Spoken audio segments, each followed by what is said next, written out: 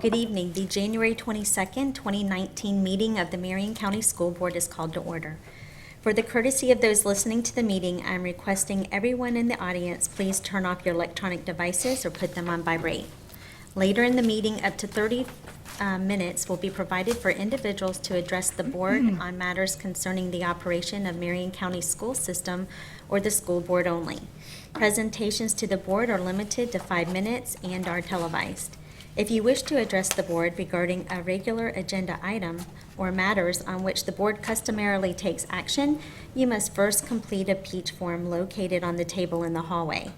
If you wish to address the board regarding a public hearing or a student discipline matter, please complete a lime green form. These forms must be fully completed and received by the board secretary no later than 5:40 p.m. The procedures applicable for each are on a separate sheet. Madam Secretary, please call roll. Beth McCall, District 2. Here. Mrs. Nancy Stacy, District 1. Here. Mrs. Nancy Thrower, District 4. Here. Mr. Eric Cummings, District 3. Here. Mrs. Kelly King, District 5. Here. Dr. Heidi Mayer, Superintendent. Present. Mr. Paul Gibbs, School Board Attorney. Here. Thank you. Mr. Mark Vianello, Executive Director of Career and Technical Education, please introduce the individuals who will be providing the inspiration and leading us in the pledge this evening. Good evening, Mrs. King, Dr. Mayer, school board members. We can't build the future by trying to perfect the past. And over the past few years, we in Career and Technical Education, CTE, we've been asking a lot of questions. How can we do things differently? How can we do things better to ensure that all of our graduates are leaving with the skills needed to be successful and to help our community to be as successful as well? It's my pleasure tonight to be able to introduce, we have some of our shining stars in CTE, two of which will lead us in our pledge and inspiration. But before we get to that, I would like to share with the board and some of our audience watching, viewing at home, some fun CTE facts. We currently have 14,781 students enrolled in our middle and high school CTE programs. That is 631 students more than what we had last year. We offer more choice in CTE than ever before. We have 17 different CTE programs of choice, 10 of which are located at MTI, 7 of which are located as our Career Choice Academies, 1 at each of our high schools. So in addition to the programs located at each base school, we have 17 programs of choice. All of our CTE programs lead to nationally recognized certification, and last year we had a record for over 1,400 students earning one of these nationally recognized high school certifications. All of our CTE programs articulate to college, whether it be College of Central Florida, Santa Fe, Valencia, or Marian Technical College, where students can earn free college credits. And we know that culture trumps strategy. I'll say that again, culture trumps strategy, and we work very hard to develop true partnership and collaboration with many of our economic development and workforce stakeholders to make sure that we are successful as a school system, but we are also successful as a community. We've got a lot of wonderful events signed up or set up for our second semester, and I want to quickly go over some of them. We have our Career Expo taking place February 13th. It's our high school Career Expo, and February 14th is our middle school Career Expo. Those two events will take place at Circle Square Cultural Center. We have our CTE Awards Night that will take place on May 8th. We have our job fair taking place on May 15th. And for the first time ever, we are going to have this spring, toward the end of the school year, an employment signing day. And if you're wondering what is an employment signing day, if you are familiar with an athletic signing day, that's a big deal in the lives of our athletes who know that they're going to college, and we'll have the college coach there, and it's a big deal at each campus. So we're going to try to replicate that. We think that our CTE students who are going right into employment should deserve nothing less. So those kids those students who are enrolled in a CTE program and are leaving with full-time employment tied to their CTE program, we will have the employer there, we will have the students there, and we will let you know when those events are going to take place. So now it is my pleasure to introduce the faces behind some of our CTE accomplishments, and I will bring them in one by one, and I guess I should open the door. Here we are. Okay, from Bellevue High School, we have Peyton Davis, and Peyton represents our FFA club, and she is president of our FFA Federation. Proud mom in the back, one of our better teachers at Bellevue High School. From Vanguard High School, we have Pyra Patel, and she will be leading us in the pledge, and she is our District 7 FBLA president.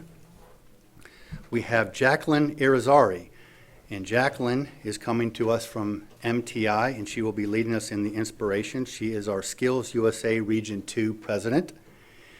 From North Marion High School, representing our IT Career Choice Academy, we have Cameron Giselle. From Denellen High School, representing the Power Generation Academy, we have Aiden Leeds. From our HOSA program, from Westport High School, we have Ashley Sensevier. And last but not least, from Marian Technical College, one of our MTC student ambassadors, representing the Medical Assistant Program, we have Sarah Carpenter. At this time, Ms. Patel, I'll turn it over to you for the pledge.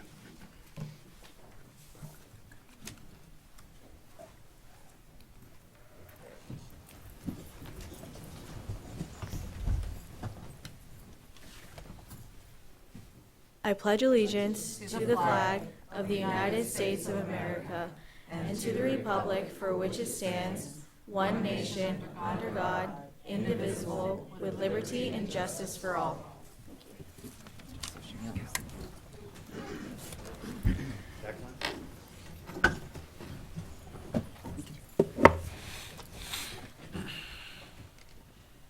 What do you want to be when you grow up?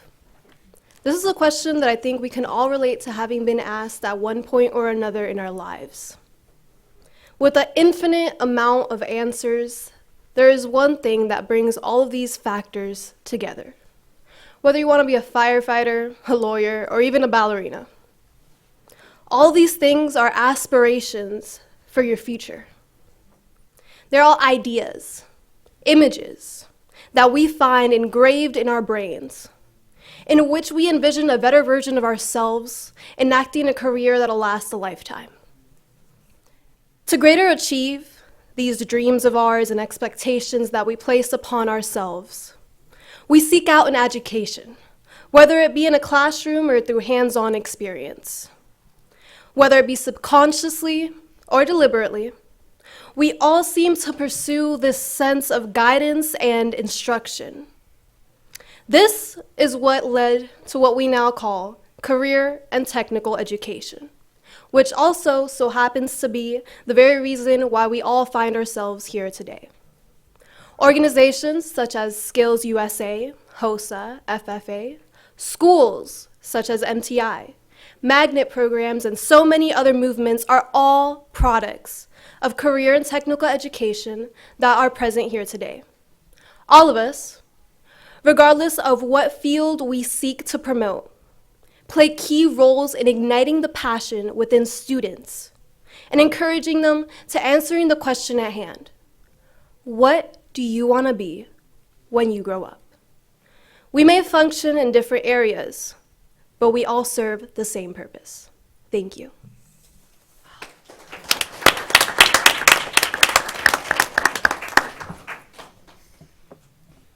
Do you guys want to say anything or no?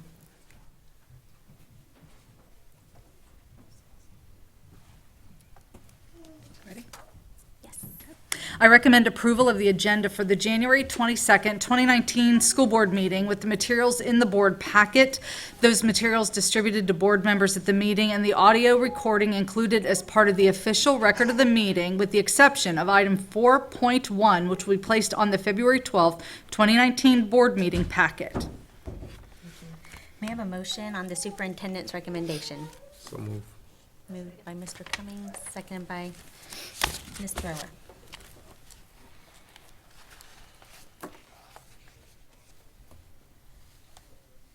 All those in favor signify by voting aye, and those that oppose, like sign.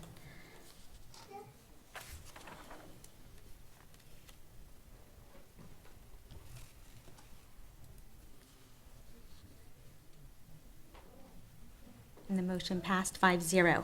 Ms. Jenna Dawson, Program Specialist for Elementary Curriculum and Instruction, Social Studies, would like to recognize the winners of Mayan Winter Reading Challenge. She's in the hallway. She's in the Rounding hallway. up the kids. Yes, hold on. Okay. We have very excited readers in the hallway. There we go. Good evening, Madam Chair, Vice Chair, Board members, Dr. Mayer, Ms. Martinez Lopez, and Mr. Gibbs. My name is Jenna Dawson, and I am a Program Specialist with the Elementary Education Department. Through our district's Community Reads initiative, Dr. Mayer wanted to provide opportunities that would motivate elementary students to read over the winter break. This initiated the 2018 Mayan Winter Reading Challenge. This challenge took place over the holiday break from December 20th to January 2nd. This year's theme was What a World, Chill with Mayan this winter. Marion County Public Schools encourage students to read over winter break and take advantage of the 6,000 plus books available on Mayan. Throughout this winter reading challenge, K-5 students read over 120,000 minutes and almost 14,400 books within a 2-week time span, even reading on Christmas Day. By utilizing the Mayan platform, students have the power of choice in selecting books to read based on their personal interest and enhancing their intrinsic motivation for recreational reading. In addition, teachers can assign books to students based on their individual reading level, content, and standard. Teachers also have the ability to create and assign Mayan projects that allow for deeper exploration within a particular content area. Prior to winter break, all elementary students in the district received a bookmark to promote this Mayan Winter Reading Challenge that included information about how to log on as students. Before I announce our top student readers, I would like to recognize our school, teacher, and class Winter Reading Challenge winners.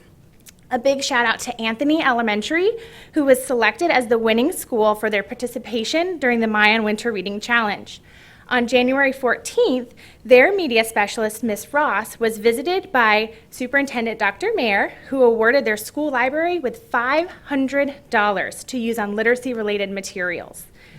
The classes with the highest average of minutes read in their grade level throughout the entire district were visited by our prize patrol on January 14th as well, who awarded their class with a certificate and their teacher with a $100 gift card to be used on literacy-related materials for their classroom.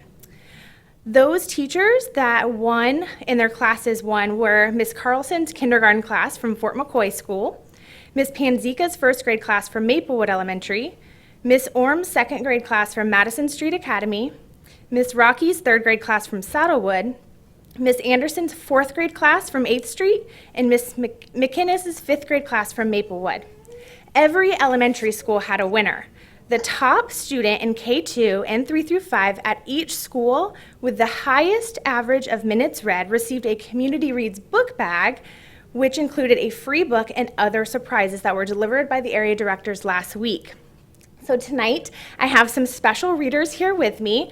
I would like to recognize the top kindergarten through second grade and the top third through fifth grade student in each of the 3 areas who had the most minutes read during the Mayan Winter Reading Challenge. So we have our second grader from Area 1, we have Caden Ocean. He actually read the most minutes in the entire district with 1,906 minutes. Our third through fifth grade winner from Area 1 is Shamiria McMahon. She's a fifth grader from Reddick Collier who read 1,020 minutes. Our Area 2 kindergarten through second grade winner, he is a first grader from Maplewood Elementary, Yi-Chin Hugh. He read a total of 1,233 minutes. We have a fourth grader from Area 2, Bellevue Elementary. Isabel Stagg read 1,140 minutes. For Area 3, we have first grader Brooke Mora from Shady Hill Elementary, who read 1,027 minutes. She's a first grader. And last but not least, from Saddlewood Elementary, we have fourth grader Jaden Wright, who read 977 minutes.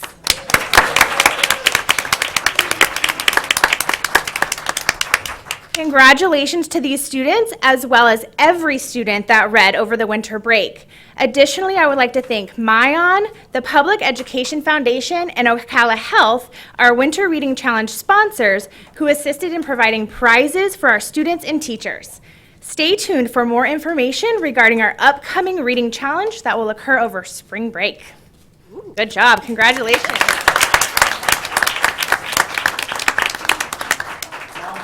Now's the time to take the picture if you want to take a picture.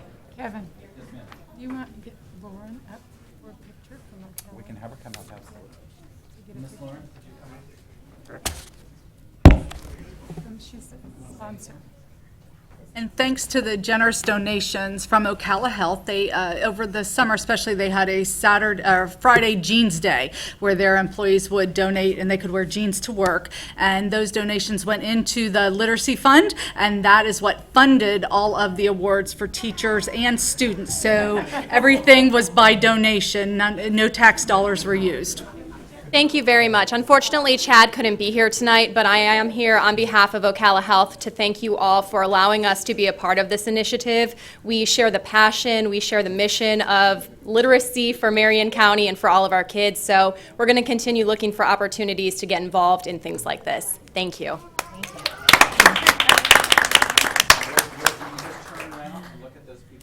Yes. They have something they want to say. I just wanted to say congratulations, and I hope you really had a lot of fun reading. Did you?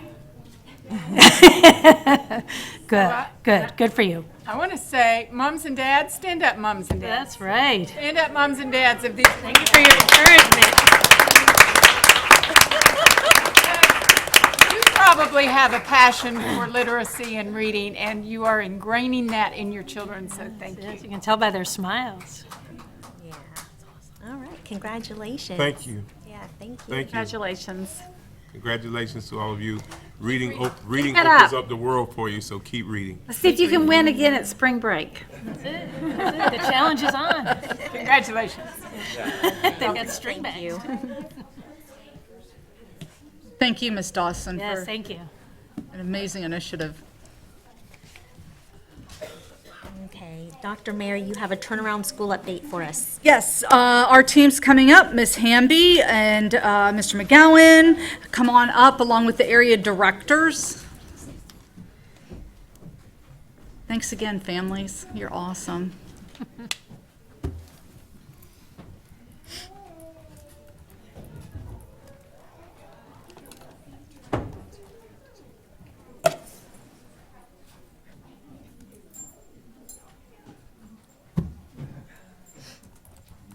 That's great.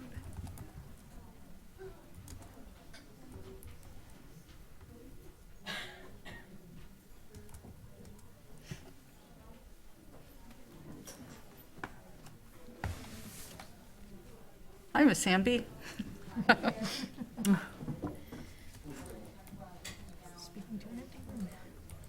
Oh, they are out there.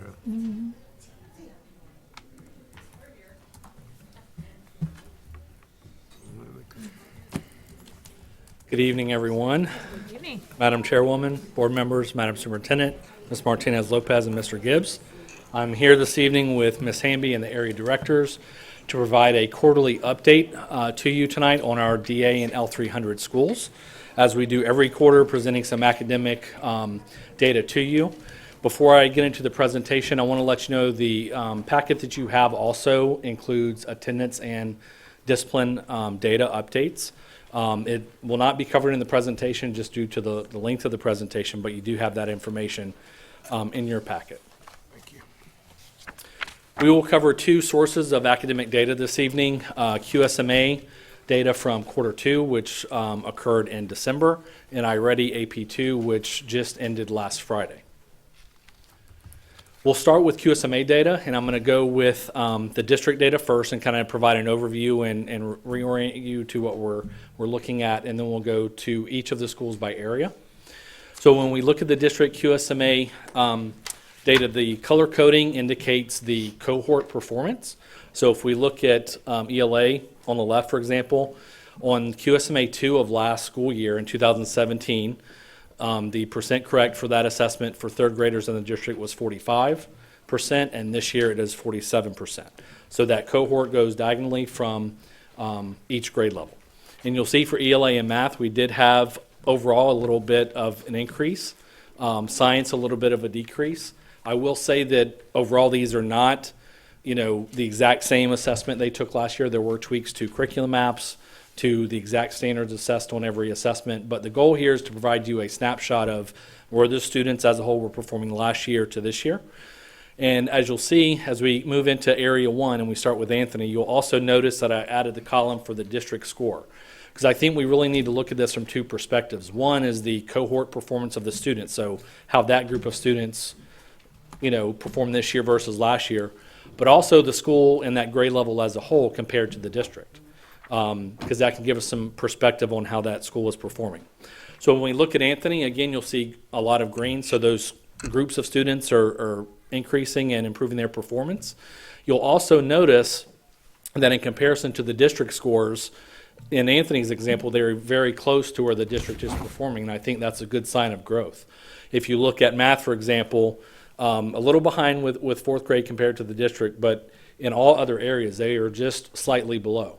And so are they below the district average? Yes. But again, we're presenting this information to you tonight because these are, as school grades indicated last year, our lowest performing schools. And so we will see some examples of schools being at or above the district average, but the closer we get them to that, we know that they are making those strides and they are improving and making those, that learning growth. We'll switch to East Marion. Again, you'll see some increases and the trend of being close to the district average, and you'll see that as a trend as we review all of the schools. A majority of the schools will be relatively close to the district average. One thing you'll notice with science that I'll just point out, that you'll notice a trend, those overall averages are higher than ELA and math. There could be a variety of reasons for that. One that from our department's view that we kind of attribute that to is that these tests, the QSMAs, are modeled after the state assessment they'll take at the end. And the science test they'll take at the end is a much easier test than the FSA assessments. It's all multiple choice.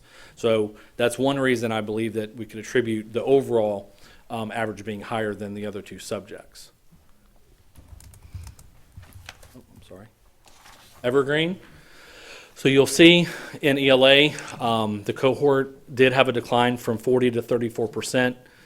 Those fourth graders now in fifth grade remain the same for ELA. Same for math, a decrease from third to fourth, a nice increase from fourth to fifth.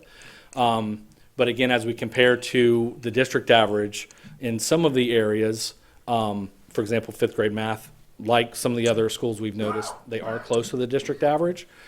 But one of the things you'll notice is there are some pockets where they are significantly behind the district average. Especially with third and fourth grade ELA and with fourth grade math. So again, as we go through each school and through each area, you'll kind of notice a trend of pockets of students may be performing well, but we need to keep that in mind of how they're performing to the district average as well. Fezenden.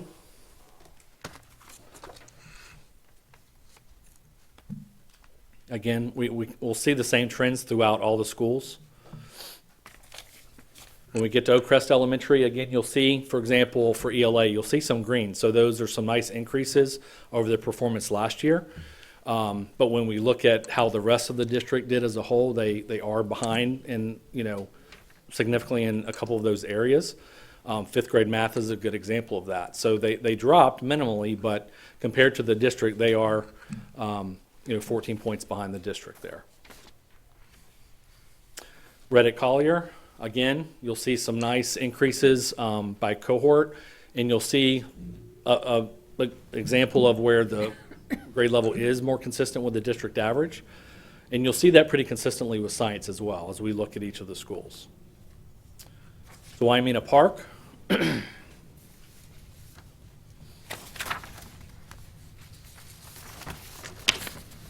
As we move to Area 2, we'll start with Bellevue Elementary.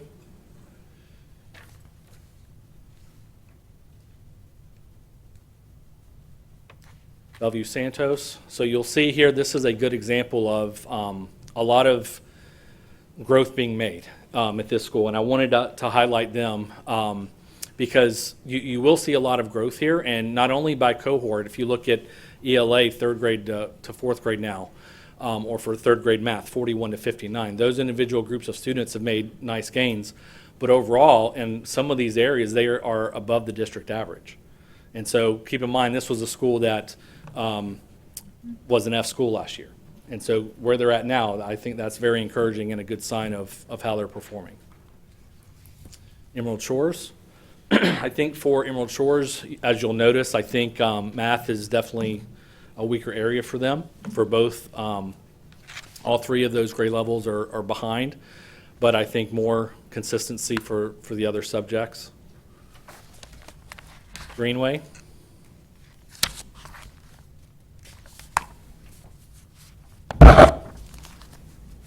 And Legacy Elementary. And again, another good example of very at, or, well, not any above on this example, but most of the components, they are right at the district average. So again, this is a school that is right there and making good growth. As we move to Area 3 with College Park.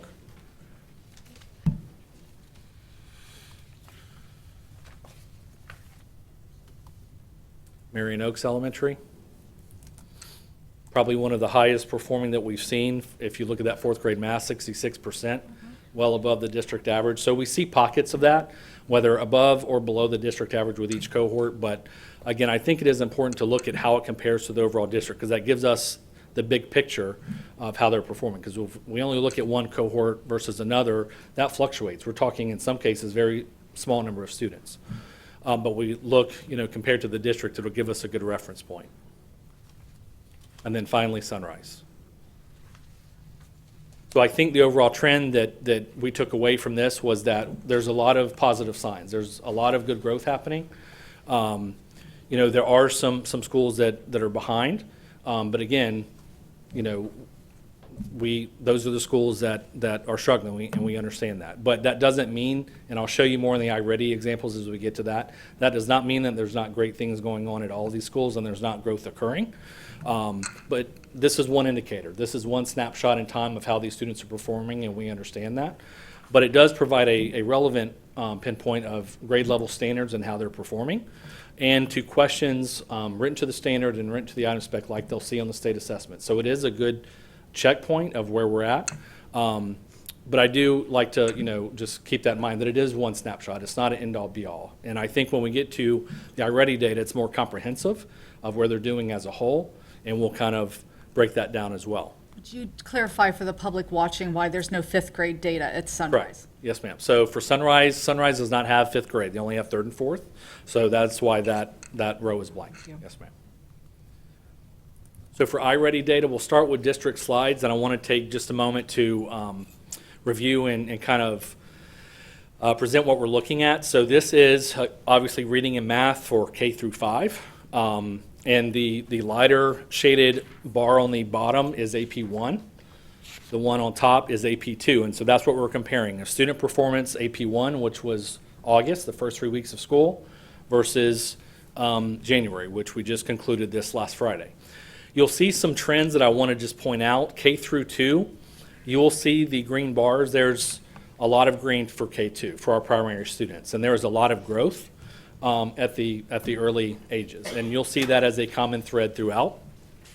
You'll see less growth in grades 3 through 5, okay? The other thing that I want to point out, this is looking at end of year view. And so end of year view is the most stringent view, and what that means essentially is that for a student, after they take the AP2 assessment, to be in the green, they have to be performing at the middle of their grade level or above. And considering we're in the middle of the year, it's basically saying, are they on track right this instance or above. If they are in the yellow, it could mean that they are 1 year behind, but it could also mean they're at the beginning of this year's grade level. So if I'm a 5th grade student in the yellow, it could mean that I'm performing on grade level just at the beginning of my grade level. So if I continue to make growth and continue to gain, then I could be in the green at the end, which would mean I have a high likelihood of being proficient.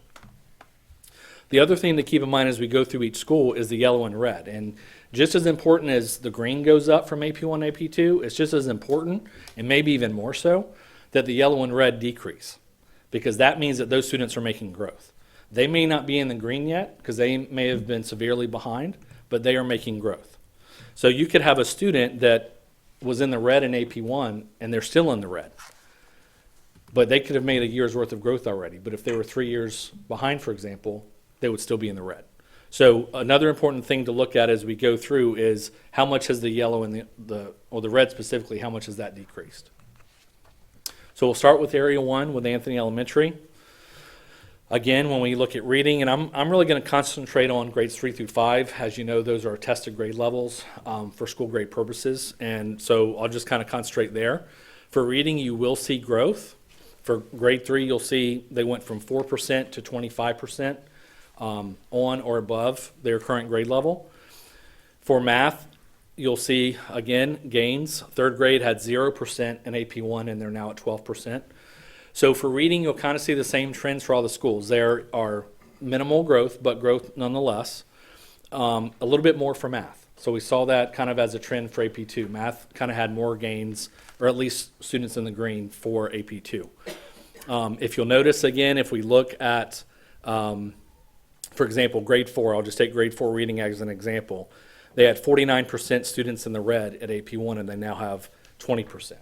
So 29% of those students went from 2 or more years behind to either only 1 year behind or beginning of this year's grade level. So tremendous growth. And if they can continue that, then they could not only make good growth and make gains by the end of the year, but possibly even proficiency. East Marion Elementary. Again, the same trends as we go through. You'll see a little bit more growth in math.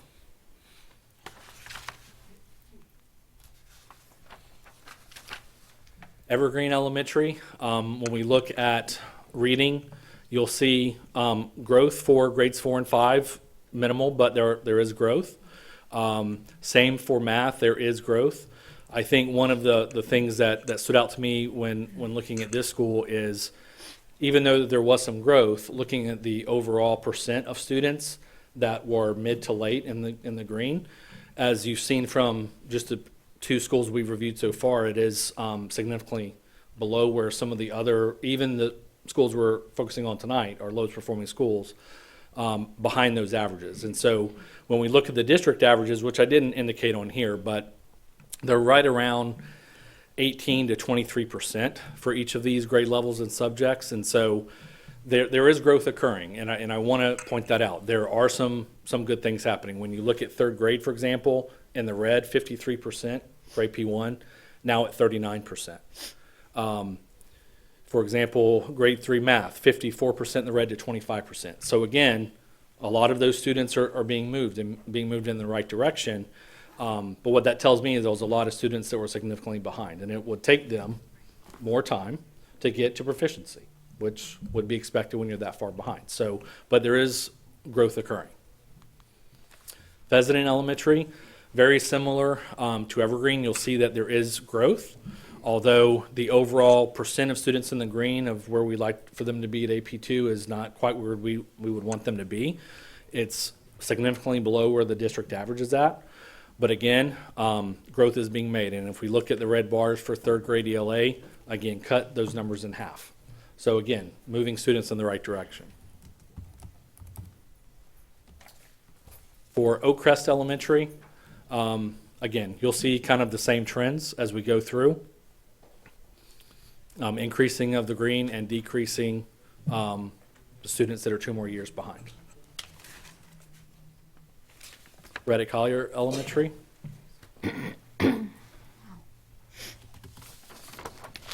So when you look at math specifically, I mean, to me, that is significant growth, 4 to 21% and 2 to 16% for their 3rd and 4th grade.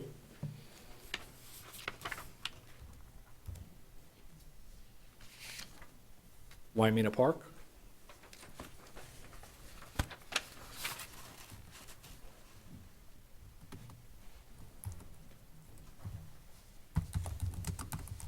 For Area 2 schools, Bellevue Elementary.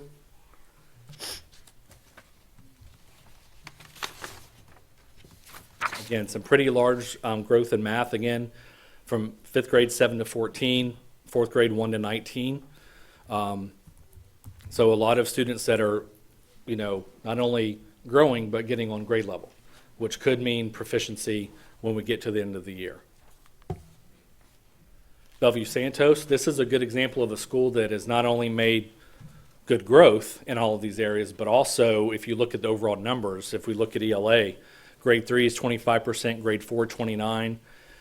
Those are above the district average. Grade 4 math, 31%, that is above the district average. So not only are they showing growth, but they're above the district average. So one of the things that we notice looking at this is the QSMA data and the iReady data is telling us the same thing, right?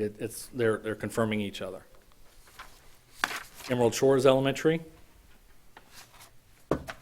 So their trend is a little opposite of what we've seen. They've had a little bit more growth in reading than they did in math. Still have growth in math, but you see the bigger increase for them with ELA. Greenway Elementary. Bless you. Legacy. So again, you'll notice in math for grade 4, that's above the district average. Grade 3 reading above the district average. So Legacy is another good example that not only making growth, but in a couple areas above the district average. And again, QSMA data was confirming the same thing. For Area 3 schools, College Park.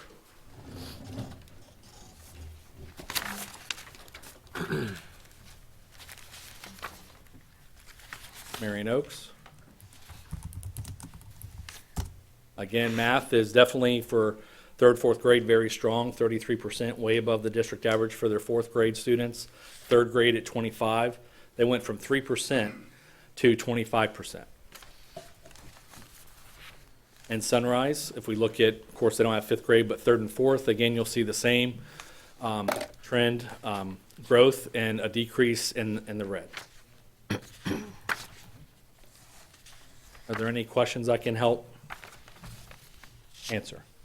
Just kind of curious as to why 4th grade seems to be a little flat. Does anybody- is.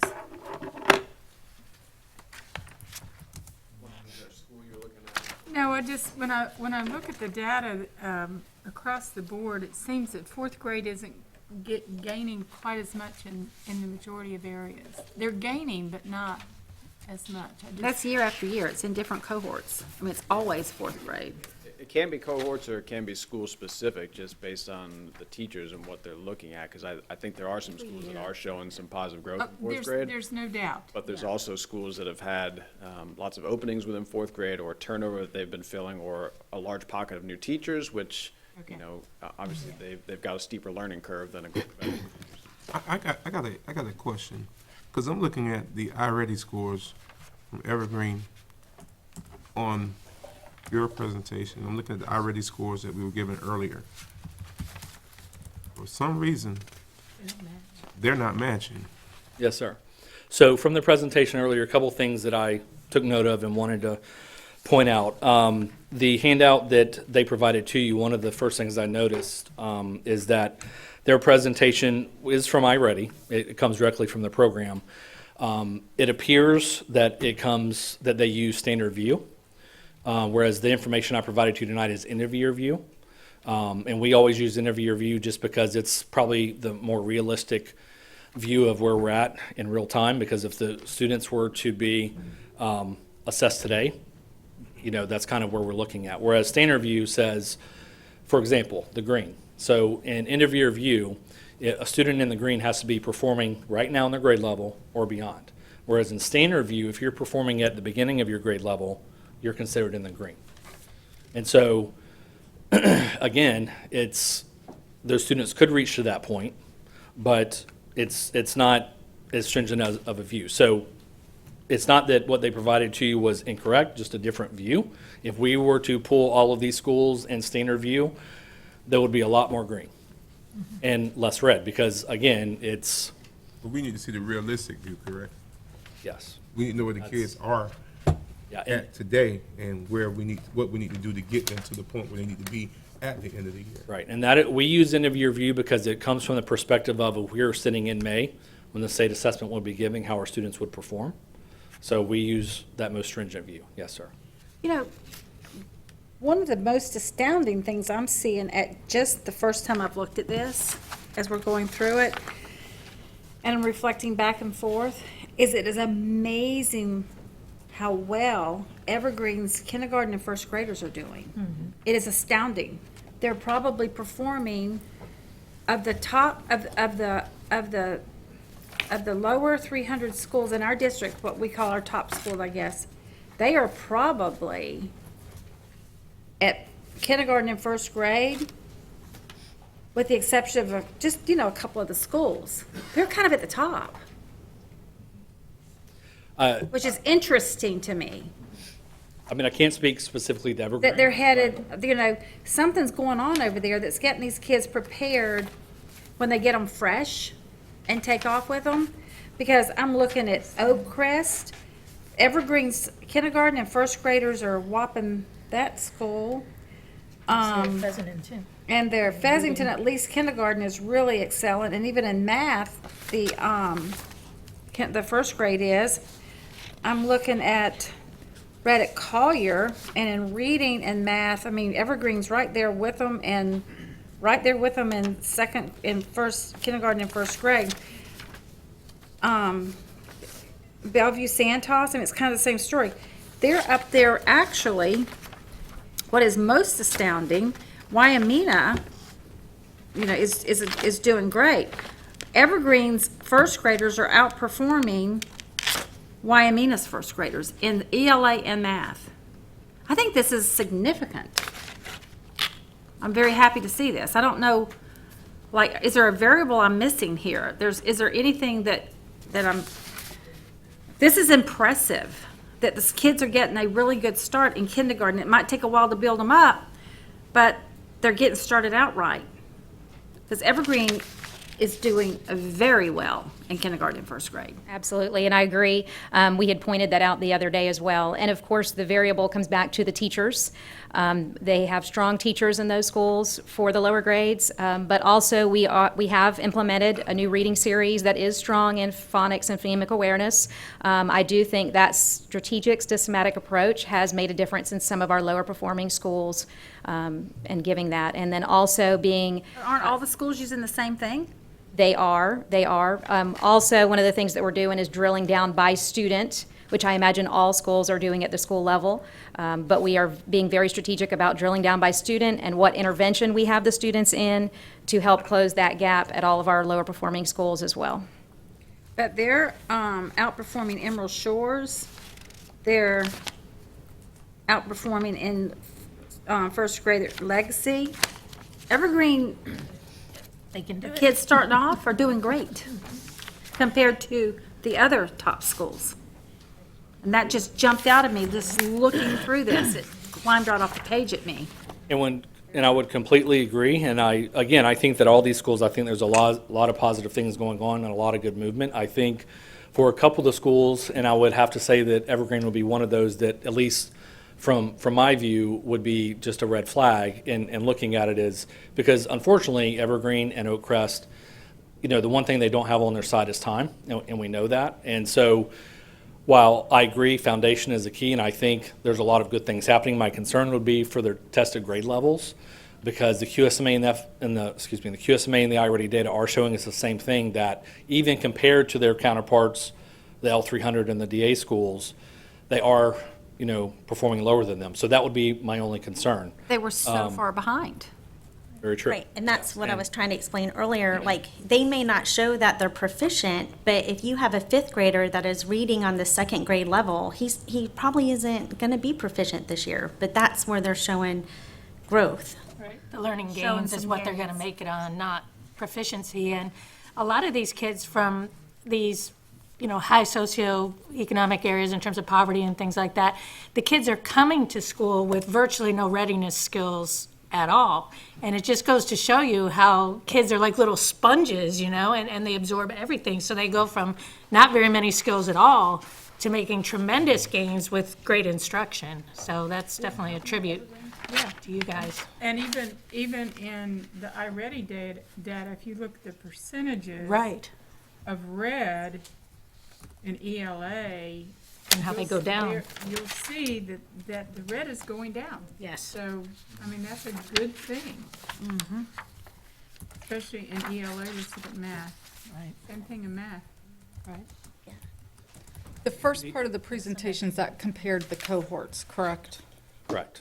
It compared the cohorts and also how they compared to the district. Yes, ma'am. The only other thing that I wanted to address, because I know that it was brought up earlier, was, and we'll obviously see what the impact will be, but in regards to the gifted students, I know there's been some questions regarding that. And so the only time that our team got involved with looking down at the student level for those students was last summer when school grades came out. We were asked to look at what impact did those students have on their school grade.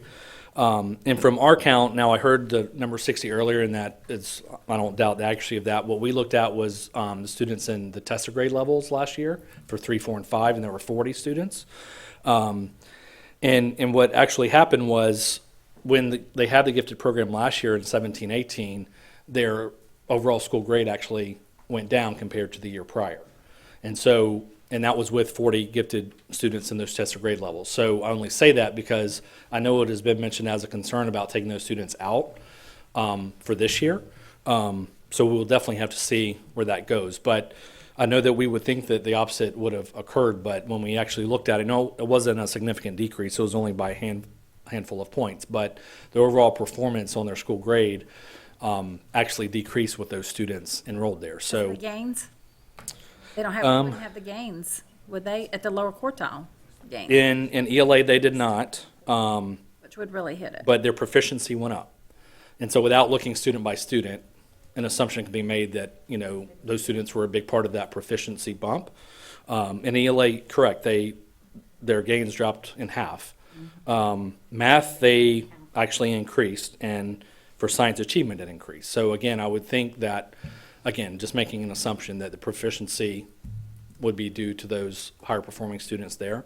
But definitely in ELA, the gains went down. So again, I just wanted to bring that up because I know it was discussed, and obviously we'll have to see how that plays out for this year. But any other Thank you questions? for offering the meetings to us too, because it was especially nice for me as a new school board member to have had the meeting with you and to have seen this data already, because it is a lot to digest. So then when you represented it tonight, I was able to tie some pieces together that I might not have gotten the first time around. So thank you for that opportunity.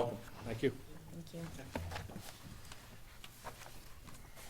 Okay, Dr. Mary, you also have an Evergreen Elementary School update for us. Yes, Dr. Joe DeCensi, come on up. He's the president of Educational Directions, and that's the external operator from Evergreen, so he's going to give you an update as well. Good afternoon. Good to see you all again. I'm glad the last little interchange happened because they explained a couple of things that I was going to come up if we hadn't gotten there.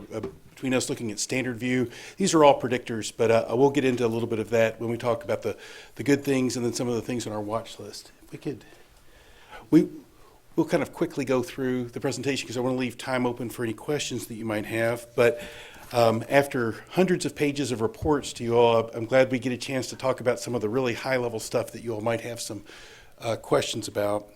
The first thing, since we do have some new board folks, we're Educational Directions. This is the first year of HB 7069. It's a law that was just implemented, so we were all figuring it out together, and we've been pretty good partners on getting through a few extra additional reports that we've turned in, a few extra sessions that Dr. Mayer and I have gone to attend. But right now, the partnership is working pretty strong. Oh, there we go. A few highlights for the year, a few watch list items and strategies for the next steps, and then a couple of things on what's next. I know you wanted to keep this pretty short so we can keep questions time for you all available. One of the things, if we want to jump into some of the data that was just there versus exactly what's listed here in order, we look at the data this year is trending really well for us. Like, we hate seeing red, but we like seeing a lot less red now than students that came in way off grade that are either on the beginning of the grade yet or even trending towards proficiency. If you look at standard view, where students should be at this time of the year versus if the test were taken today, we're actually showing gains in proficiency as well as the gains that students are making.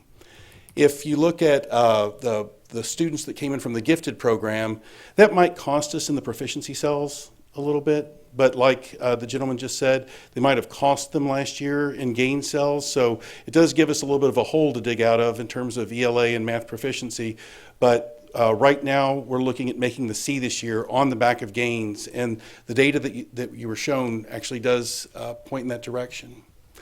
One of the things that we have a luxury of here at Marian, specifically Evergreen, is we have a good team. Mr. Livingston is an incredible leader. Dr. Elise could be one of your best principals, but please don't take her right now. We really need her. Ms. Lazar is one of your best data folks. Ms. Hamby is an incredible resource, as well as Ms. Kynard to help push in. Our folks are working well. Everybody's rowing in the same direction. So we had a lot of ground to make up in a single year. And right now we're on track to make a C this year. Discipline, one of the things, if instruction's going on, if students are motivated, if teachers' hearts and minds are there, you should see a drop in discipline. Now, attendance we're still working on, tardies are still an issue for us, but discipline is down 23% in terms of referrals from the same time last year. Some of the things that we're watching, a few other little things. You're looking at the last thing on end-of-year review. If you look at standard view, where students should be today, we see a 12% jump from the last data set to this data set in proficiency in math and 13 in ELA. We see that the tier 3s, the red, is decreasing. So in terms of gains, the two views should mimic each other. It's how big that green line is really the big difference between standard view and end-of-year view. Discipline, like we said, is in much better shape. Science is trending positively and should be up. We're counting for a much bigger or much larger science bump this year. So we feel like everything right now is coming together. Are we there? Absolutely not. We still have a few things. We are like the rest of your schools. Our fourth grade is flat. If you need to go into specifics, Jill Budd, the leadership coach there, can come up and tell you about some of the specific remediations, but we're not getting out of fourth grade what we need to really put us in a comfort zone on making that C this year. But third grade is doing great, and math is doing well. We expected a little bit higher out of it, but we like what data are showing us right now. We do have some teachers new to the school. We had quite a turnover from last year to this year, so there is some everybody working in the same direction and culturing that's still going on, as well as having some brand new teachers. So we're doing a lot of our work pushing in, working with teachers, working in PLCs, and getting everybody up to speed. Turnaround work is pretty complicated work. A lot of times you're talking about students that are coming in off grade. You've got a lot of ground to make up quickly, and Mr. Livingston is doing an incredible job of pushing everybody as hard as he possibly can, but short of burning anybody out. It is one of the things that is on his watch list is, can we keep pushing this hard and make sure that we don't burn our teachers out? We want to peak right there before testing. In terms of where we are in the year, we spent the spring working on the potential of learners. Now we're working on calibrating those learners up to the level they'll be assessed. So you should start to see geometric jumps and those red lines getting smaller and those green lines getting larger. We're not just doing data chats with the teachers. The teachers are becoming very proficient in drilling into the data, unpacking those charts you just saw and figuring out how that informs individual instruction. The teachers are now becoming proficient in having those data chats all the way down to the students. So the students are becoming responsible for their own progress and gains. There are a few other things that we're specifically looking on, and we can answer any questions that you have, but I know you want to stay this inside of 5 minutes. So just a few next steps. We are looking at calibrating students to make sure that the rigor of everything they do is at the level of the testing. Not so much in the fall. In the fall, we were trying to figure out where work broke down. Now we're making sure everything they do is at the level they'll be assessed. Teachers are becoming more proficient in disaggregating their own data. We're monitoring instruction and giving feedback. We still have some green folks that we need to kind of help along the way on their paths as professionals. And if you've read any of our literature, we talk about the five-legged model, where it's not just the cognitive piece, but we want to make sure we have the hearts and minds ready for the test too. Mr. Livingston's leading the point on that and is doing very well. His team is the single most important reason why, one, the school should make their C this year, and is the single most important reason why this is sustainable long after you get educational directions out of your hair. Closing thoughts, we're not in a comfort zone. You saw a lot of red on that last chart. You saw a lot of green lines that we wish covered more of the page. As we get closer to the end of the year, standard view and end of year view should look very similar. We definitely want, even with losing the gifted program, we're looking to still maintain, if not gain, in terms of proficiency, but the C will be made on the back of gains this year and BQ gains. Great school staff and district staff that we have helping, and right now we're feeling a little better than average in terms of where we are as a snapshot with the school making it this year, but we also know that we're a long way from a comfort zone. We have a long way to go. But thank you for a chance to come and talk to you today. I also thank you for letting the other people do the heavy dig into the data that can be kind of boring. I can just kind of go over the 10,000-foot view stuff. But I'd like to know any questions you might have in terms of Evergreen, the progress, and what we have going on there. Ms. McCall? I have one that I didn't ask earlier. Just interested in a teacher breakdown on how many new teachers, years of experience, and all of that. We didn't really talk about that. I would just be curious as to what that is. I don't have a total breakdown of the number of years of experience, but out of the 28 teachers that they have, 22 of them are new to the school this year. You have one teacher who is a brand-new teacher. He is at the 5th grade level. We also have a fourth grade teacher. This is her first year in a public school system. She did have some experience at a charter school prior to that. But we can pull that information for you and tell you exactly how many years of experience and the breakdowns on that part. 22 out of 28 are brand new to the school. Yes, ma'am, and that's one of the things that I think that really Mr. Livingston should be commended for, because I do spend a lot of time on the campus, and I know that you all visited the campus as well, but there's a real warmth and camaraderie building across. I think there's a heavy commitment to the students that is there, and they foster that by being a presence in the classrooms very frequently, providing teachers with after-school support and very directed next steps for them to help them become more successful. And I think it's showing. Thank you. And one kudo to the district. We have a full, even if some of them are new and a lot of them are new to the school, we have a fully staffed teacher team that has been there most of the year. We've had a few people rotate in and rotated a few, but in terms of us being in other districts, looking at the turnaround work that's going on, this is a rarity to actually get a staff we get to go through the whole year with. And that's the huge efforts over the summer that Dr. Mayer and her team put together. We attended some of the interviews, and one of the best career development things or the recruiting things that you had going on. Everybody was there cheering for each other. Principals were trying to sell each other. It was almost like sports teams going after players. But we have a lot of heavy lifting to do, but staffing and working with some of the incredible district folks you gave us was not one of our issues, and that's really made the lifting lighter, all the consistent hands doing the lifting. And I think it's important for the community to know that we did meet with you prior to tonight's school board meeting and a special work session for over an hour, I think it was, and you gave us a very detailed overview and gave us a lot of time to ask questions, which was very helpful. In terms of the teaching staff. I would be interested to know, just because they're new to Evergreen doesn't mean they're new to teaching, and I would be interested to know how many are effective or highly effective in their ratings. And I asked that question because when I was there the other day, Evergreen is one of my schools, there was a teacher that said that she came over from another school and she was highly effective there and was, in fact, I think, their teacher of the year. So obviously that principal was very sad to see her go, but she came to Evergreen because she felt called to come to a school to help make a difference. So I never wanted, you have to be careful about who's who and what's what, and make sure that a lot of teachers are coming there because they want to be there and they want to be part of success.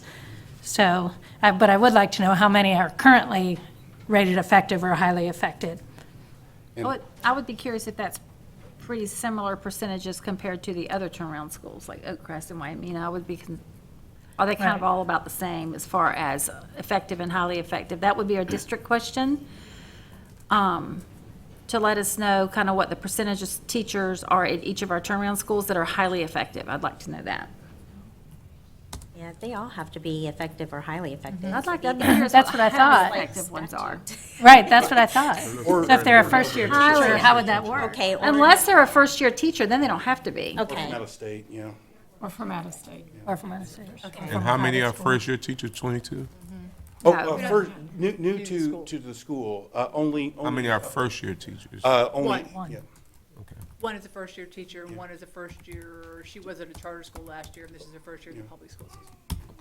Because I think stability with the teachers is going to be good for having consistency with the kids being successful. You're so right. It's so much beyond a group of students and insert teacher here. Those relationships, they can kind of follow through, like you're talking about the strong performance in the K-1, the consistency of faces, those relationships that get built K-5 are invaluable to keeping a school, not just getting them that years, but the sustainability of the school and becoming one that people are fighting to get into.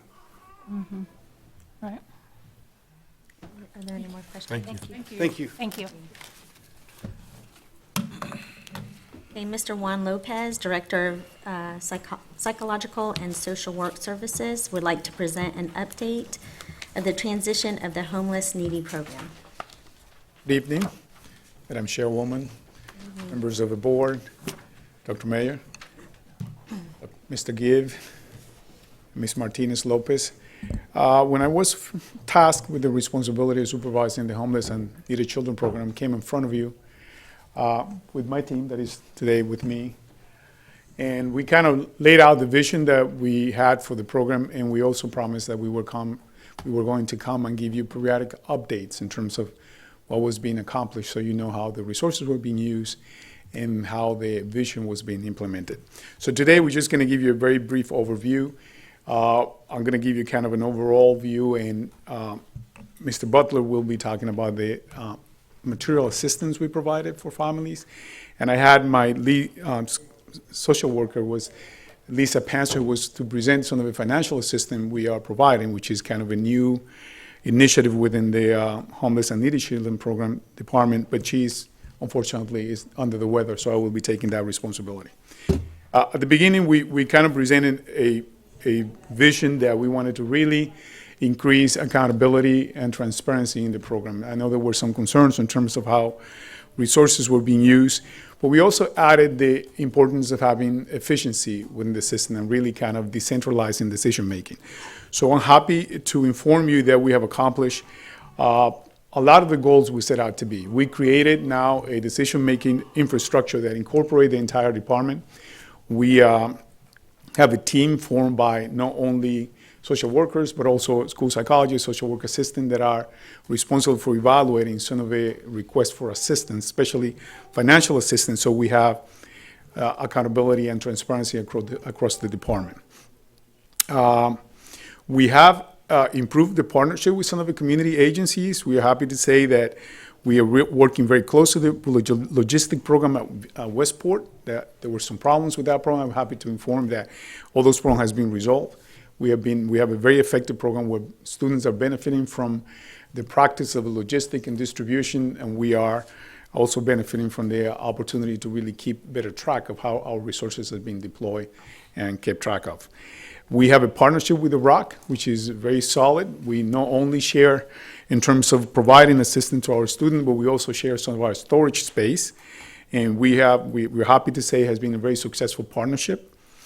We also have partnered with departments and within the school system, also community agencies, to really kind of try to maximize the resources and to use our resources more effectively in partnership with different agencies that have different tasks and different resources.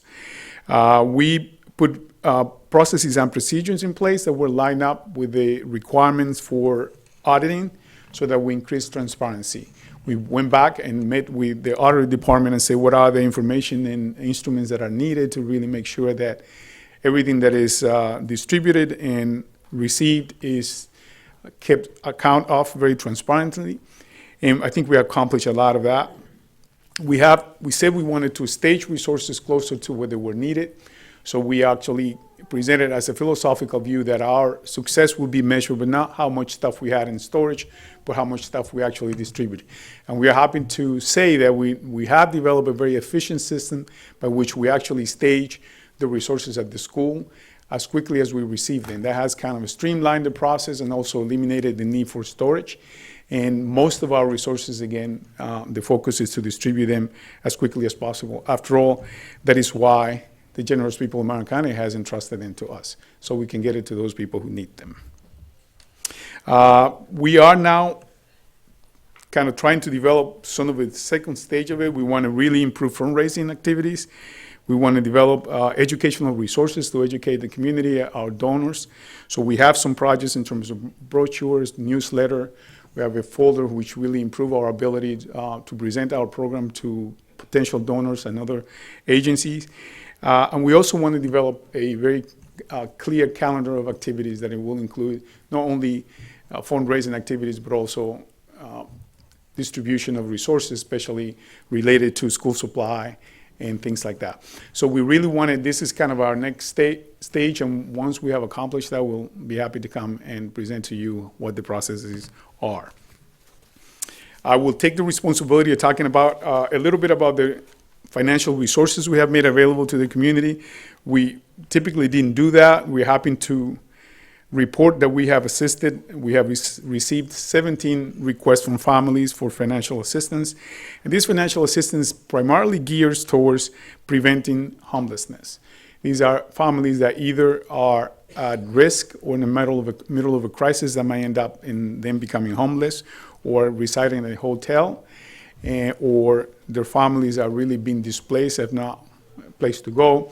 So we have tried to provide assistance, taking into account that they are sustainable going forward. So the process that we evaluate their needs is based not just on basically the immediate need, but the ability to be self-sustaining going forward.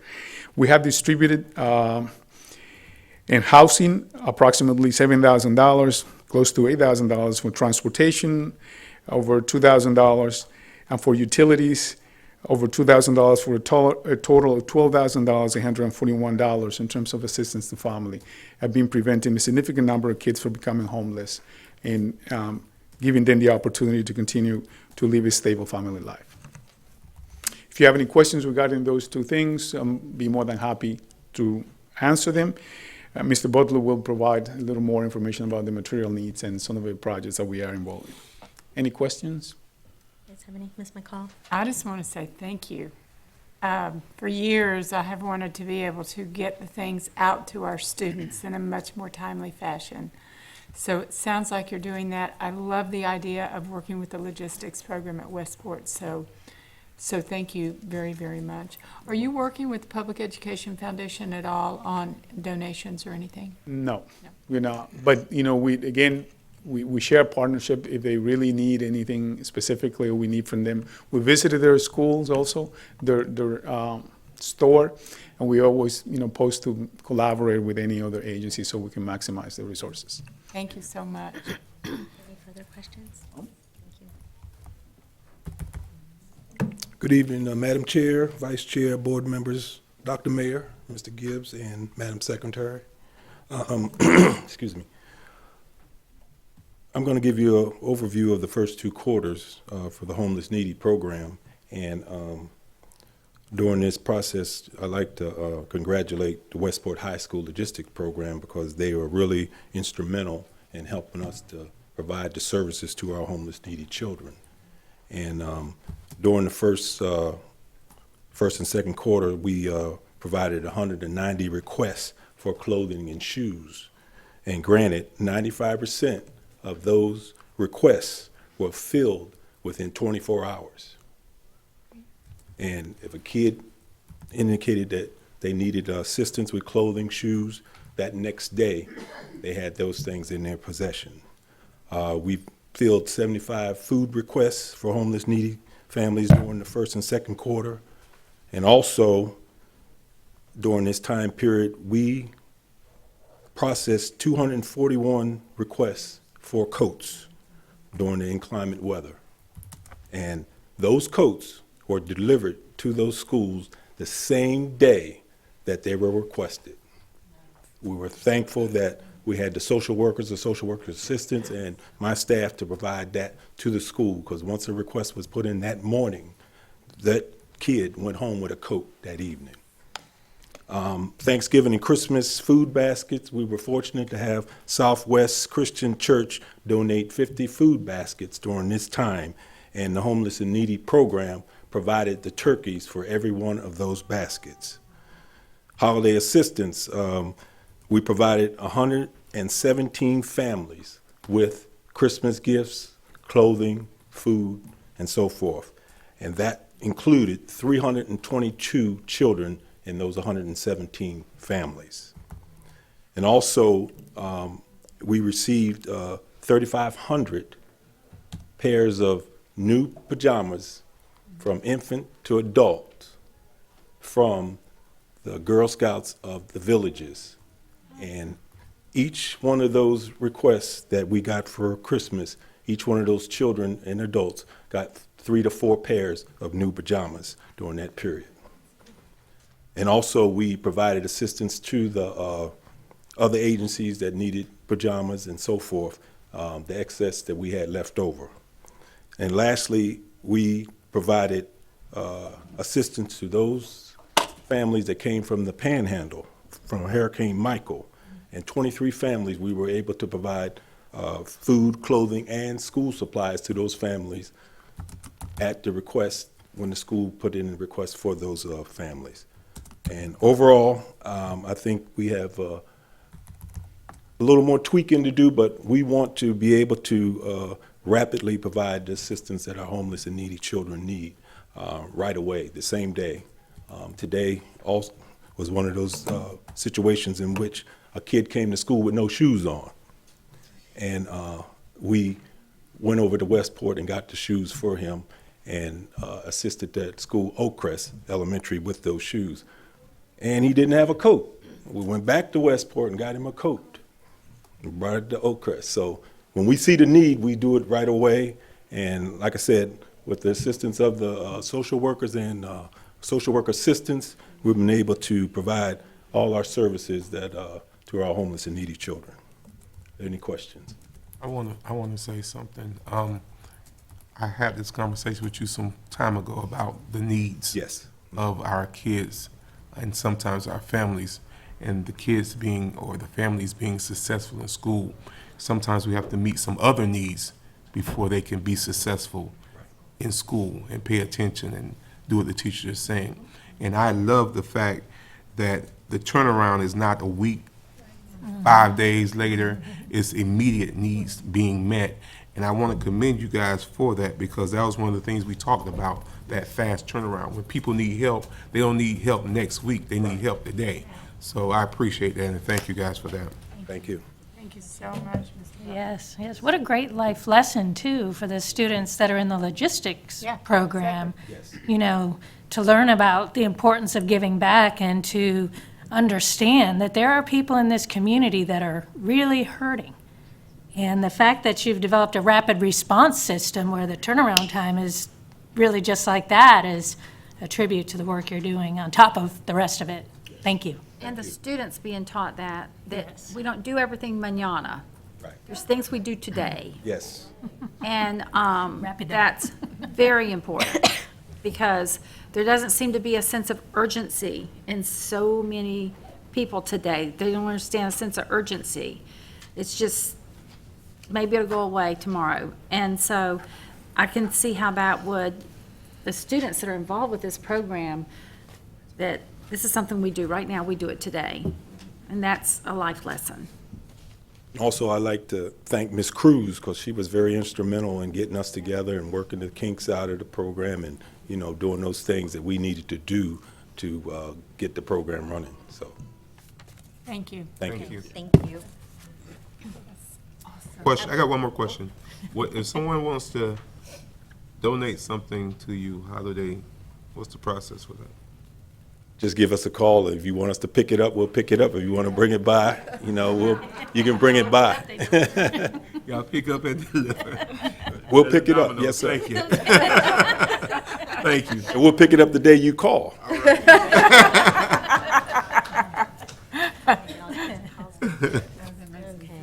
I will now ask the school board's attorney to explain the rules governing persons who wish to address the school board tonight.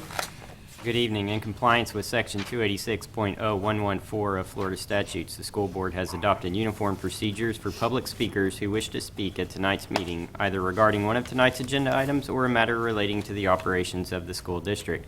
These procedures will ensure the public has a reasonable opportunity to be heard on school board and school district matters.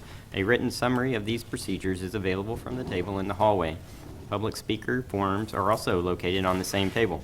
The completed forms were due to the school board secretary no later than 5:40 p.m. Tonight's speakers will be called prior to the business portion of the school board's meeting in the order of receipt by the school board secretary. Before you begin speaking, please state your full name and address for the record and spell your last name. Each speaker will have 5 minutes of time. However, if there are more than 5 persons who wish to speak, the board may seek consensus to limit each speaker's time to 3 minutes. When the speaker has 1 minute remaining, the speaker will receive a visual notice to complete his or her comments. Speakers may not yield their time to other people. Speakers and meeting attendees are expected to conduct themselves in a respectful manner. Therefore, verbal attacks and profanity are strictly prohibited. Pursuant to the procedures for public comments, item number 6, speakers are not to identify specific individuals other than themselves or their child, unless the statement is provided 24 hours in advance. If there are matters dealing with student discipline, including expulsions, they will be scheduled at the conclusion of the televised portion of this meeting. Parents may address the board regarding a discipline matter at that time. To ensure student privacy, only a parent or guardian may use a student's first or last name. Identifying references to or identification of other students and/or their families are also strictly prohibited. Thank you for your attention to the board's rules. Thank you. Ms. Martinez-Lopez? Mr. Dante Prophet.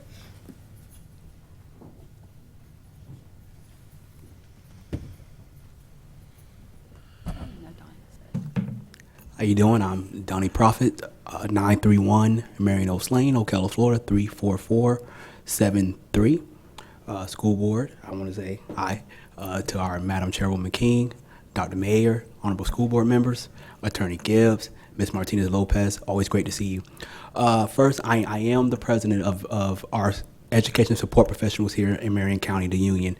But before I talk about that, which is a good thing, but I also want to chime in on Evergreen Elementary School. I have my godson is in kindergarten at Evergreen Elementary School.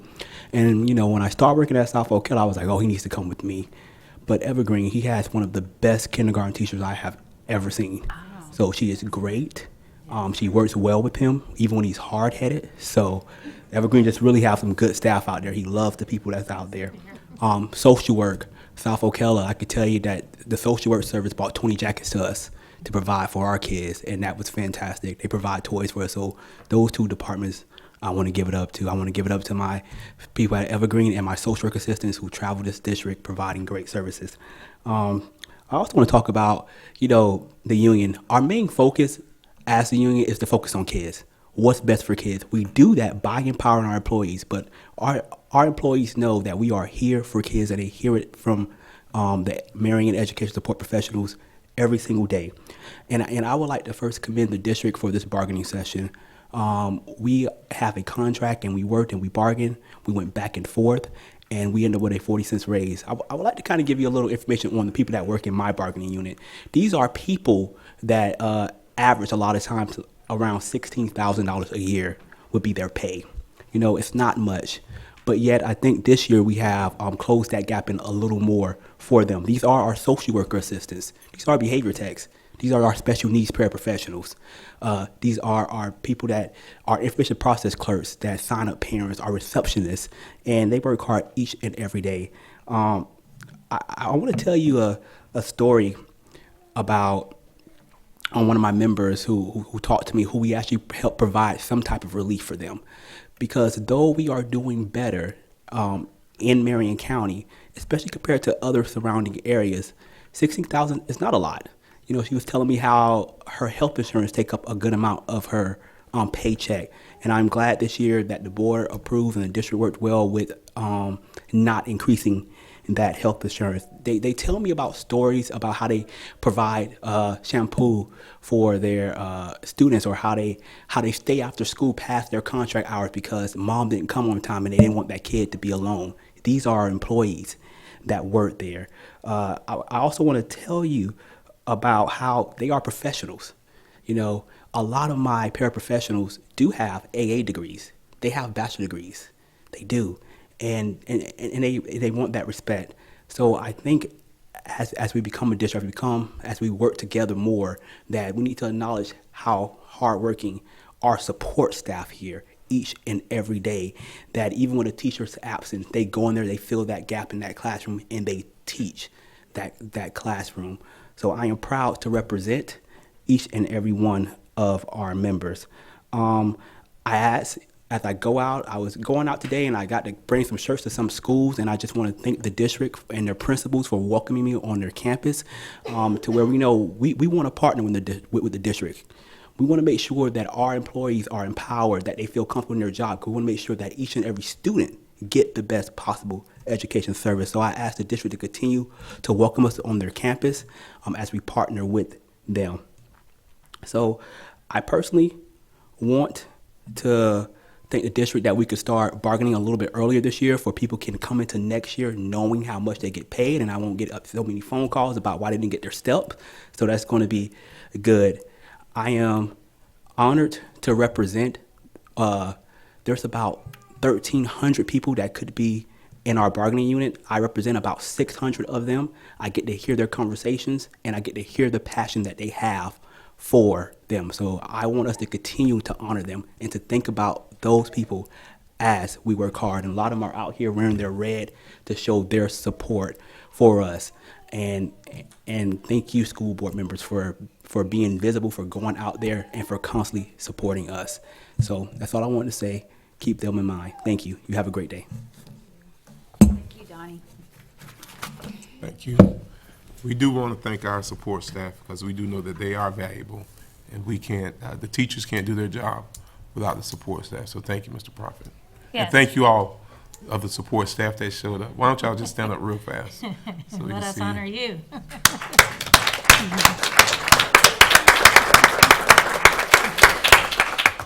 And Mr. Cummings, before we had support staff, many, many years ago, we didn't have certified teachers, and those were the people teaching in the churches and in the schools and some of the private schools, were you guys. They didn't have teaching certificates and all the fancy things they have today. They had people like you that taught children, and then we flew our first airplane. We went to the moon. And a lot of those people never had a certified teacher, but they had a teacher like you. So thank you. Absolutely. And you'll never know where your career is going to take you. I started as an ESE classroom aide quite a while ago at good old North Marion High School. So. Okay, thank you. Ms. Martina Lopez. Margaret Hosteller?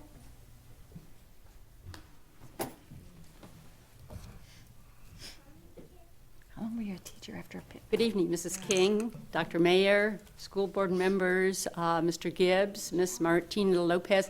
I'm Peggy Hostetler, Hostetler. My address is 21570 Northeast 151st Place near Salt Springs 32134. I'm here to invite each of you to come to an event that is being sponsored by Bridges of Ocala, Marion County, and CF. It will be at CF, Your Century Center, Monday, February 4th from 5 to 8:30. And you may have received an email already with this flyer. How many of you have seen the TV show, What Would You Do? Have you seen that show where a scenario is presented and then you get a chance to think about that? And it could be an uncomfortable situation. The things that we've brought to light, and we're doing live skits instead of a film. 3 years ago, we brought the film Racial Taboo also to Eurocentury Center and had conversations. So it isn't just a case of being entertained or educated and entertained. It's an opportunity for us to grow in the area of racial relations with white and black, with people from other cultures, for us to understand what's going on, to hear and be heard. And so what will take place is there will be several skits or monologues. There will be opportunities to kind of think about it and then have a conversation with a small group among the audience members. So we're going to break into tables, and hopefully it will be people that you don't know at your table, with facilitators who have been trained to keep a wonderful conversation going so that people can hear and be heard around some of those conversations which are uncomfortable to have around race, around bringing equality and opening to the possibility of all of us living the American dream, where we might, like me, I grew up in the Midwest, knowing nothing about race, and then saw it on TV. In the 60s, I'm older than all of you, Martin Luther King's speech was made on my birthday, the I Have a Dream speech on my birthday, 1963, the year I graduated from high school. And so on August 28th, my birthday that year, there was the I Have a Dream speech. And there was an awakening within me that there was an inequality in our country and an opportunity to grow, an opportunity to march, to come to the South and be an activist. I wasn't ready for that then. But my activism today is about this idea that as we talk to one another, as we step into a role that might not be comfortable, and yet for us to hear one another and be heard, we can help to heal racism in this country. The civil rights movement changed the laws, but it didn't change the hearts of all in our country. And so we need to do that one-on-one.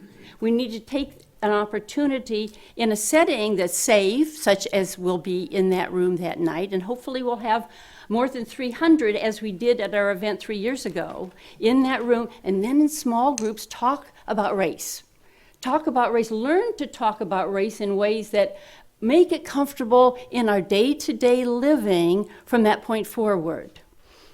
For us to hear what it's like in a situation that's unknown to us, and also then to be teachers of others as we go out. So I'm going to have these flyers, and I hope that we can have a place to set them out in the hall, and as folks come in, they can take an individual invitation. We have set up an Eventbrite, on Eventbrite, that you can get a free ticket to the event and register ahead of time, and have fun with it. Have fun with the opportunity to be examples and teachers with others in the room, and to know that we can make a difference individually because of our willingness to step out into something that might not be comfortable. Do you have any questions? Thank you. It's Monday night at CF. Thank you very much. Thank you. Dr. Barbara Brooks.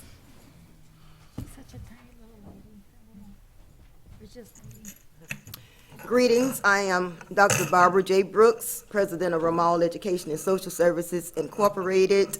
I'm at 1636 Southwest 31st Avenue, Ocala, Florida, 34474. Brooks is Brooks.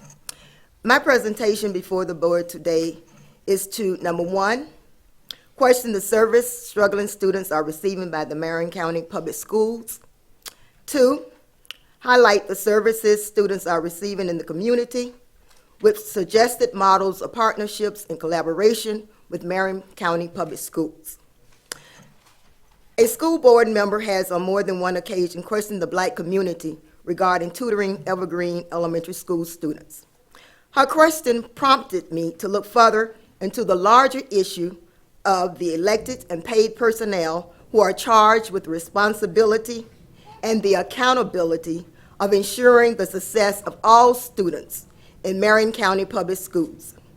I question the transparency, communication, and sharing information to the public. While we are concerned about Evergreen Elementary School, there are many more struggling Marion County public schools. Are these schools receiving Title I money? How much was given to each school? Was the money used for tutoring? Was money used for alternative services? It has come to my attention that Crest Elementary School, one of the struggling schools, has about 45 students tardy and 90 students absent daily. If students aren't present, how are they expected to learn? Who, what, when, where, and how is this problem addressed? There is one school social worker assigned to several schools who receive referrals to visit homes to determine the reasons students are absent from school. Based on their assessments, a process is followed to make parents accountable for sending their children to school. School social workers are the liaison between the school, home, and the community. They are the outreach workers.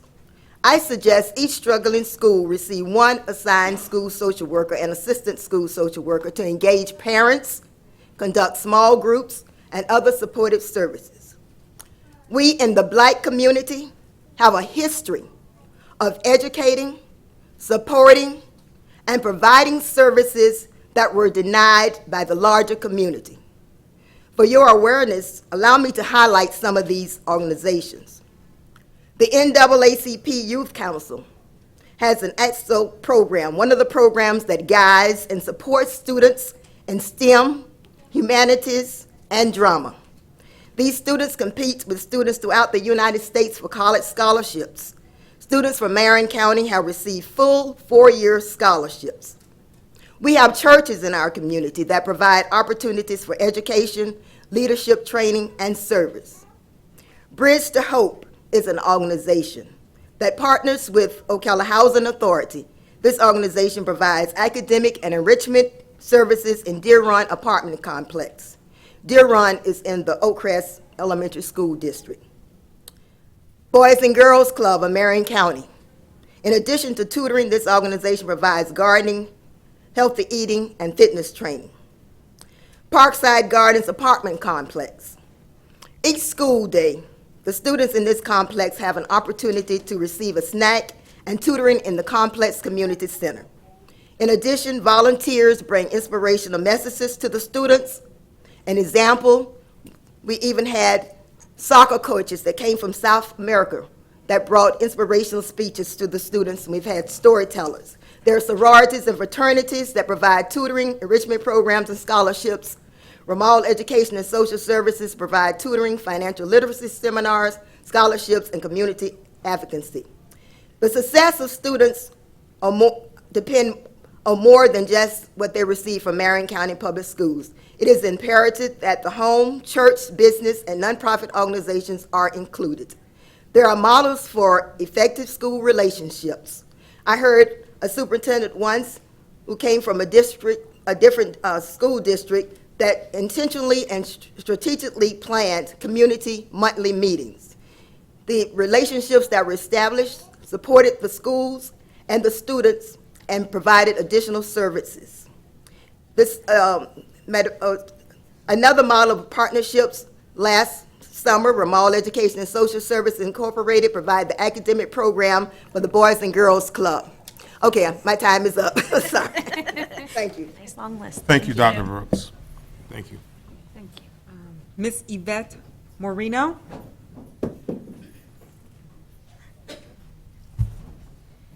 Thank you for allowing me to speak. Yvette Moreno, address is 1325 Northeast 56th Street, Ocala, Florida, 34479. Spelling of my last name is Moreno, M-O-R-E-N-O. Last minute invitation to come out and speak to you this evening. There was an interest in learning about the programs that are available in the community. And I recently became the president-elect of the Florida Association for the Gifted. I'm here today as a parent and a member of the organization. I also deal with young adults who are entering the workforce. And what I've found is that approximately 1 in 5 of the young adults who come to us identified as gifted in school. Many of them dropped out, and I'm still hearing from parents because I'm gifted, very passionate about gifted education, that their children are still unhappy in school and not being identified. One of the things that the Florida Association for the Gifted does is we have annual conferences. We're looking at this year having a conference in the Space Coast over by the Kennedy Space Center. I'm happy to report that we had several members of the staff in Marion County attend last year's convention. Not many of the counties had the showing that we did, so it was about $250 per person to attend. But what they learned there is what gifted identification actually looks like. There's lots of misconceptions about what gifted is. I once upon a time had the firstborn child who was very well behaved, got great grades in school, and was quickly, this was in a different county, was recommended for gifted testing. I had another son who did not like to talk to people, was always into things, running off, and he ended up having an IQ that's off of the charts that the school can identify. So making sure that as many staff members who would like to attend conferences and really learn about what giftedness actually looks like as opposed to the preconceived notions. We've placed young adults with employers who were identified as gifted, and they still are struggling with some of those life skills. So some of that is important that they get in the school district. What we're looking to do in Marion County is have a parent support group. There's achievement-minded gifted focuses for some parents, and there's, I don't know what to do with my crazy kid, why does he do what other kids don't do? So we will have funding to be able to have some parent support groups in the area. So just want to put gifted education and proper gifted identification out there. Again, we're still having teachers. I'm hearing from parents that and I was a foster care worker as well, that this kid clearly is gifted. He's showing all of the signs, but his teacher doesn't think so. So just wanted to put that out there. And again, Florida Association for the Gifted, and we will be looking to have some parent support groups in Marion County. Thank you so much. Any questions? Thank you, Ms. I'm just Moreno. gonna- Maybe, Dr. Mayer, if you can have someone contact her and, okay, Mhm. thank you. Thank you, Ms. Marina. Thank you. We have two ladies who'd like to speak together in correlation to the same topic. Carol Cameron and Cecilia Dunn, please.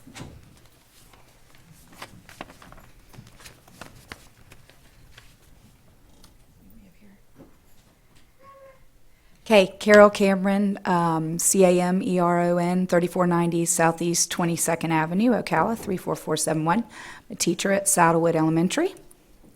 My name is Cecilia Dunn. D-U-N-N is the spelling of my last name. My address is 4105 Southwest 54th Circle, Ocala, Florida, 34474. I'm also a kindergarten teacher at Saddlewood Elementary. Thank you all for allowing us to come in tonight. We are here to discuss our program, Developmentally Appropriate Practices in Kindergarten. We were selected by Dr. Mayer to participate in piloting this program, and this means that our students learn to play and play to learn in DAP-K. Required skills and standards are taught and developed through exploration, socializations, problem solving, and creativity. We feel that the current CKLA reading curriculum fits well within our program as it is developmental and the skills scaffold throughout the units. Students use hands-on literacy-based activities, building with blocks, STEAM theme explorations, mixed media art, sensory opportunities, and dramatic play. We learn more about our students and they learn more about each other from participating in family-style dining and outdoor play spaces, which do not include the playground. What is DAPK? Student-led, hands-on, choices, communication, creative, developmentally appropriate for every child, differentiated, multi-level, standards-based, literacy-rich, integrated curriculum, and fun. What DAPK is not. Worksheets, dittos, workbooks, seat work, all-day directed instruction, traditional centers, technology-focused, boring, frustrated for students, and at this time, Mrs. Cameron's going to share some of our data with you. Okay, we saw a lot of data earlier, and let's see if I can get to what we want to show you. Okay.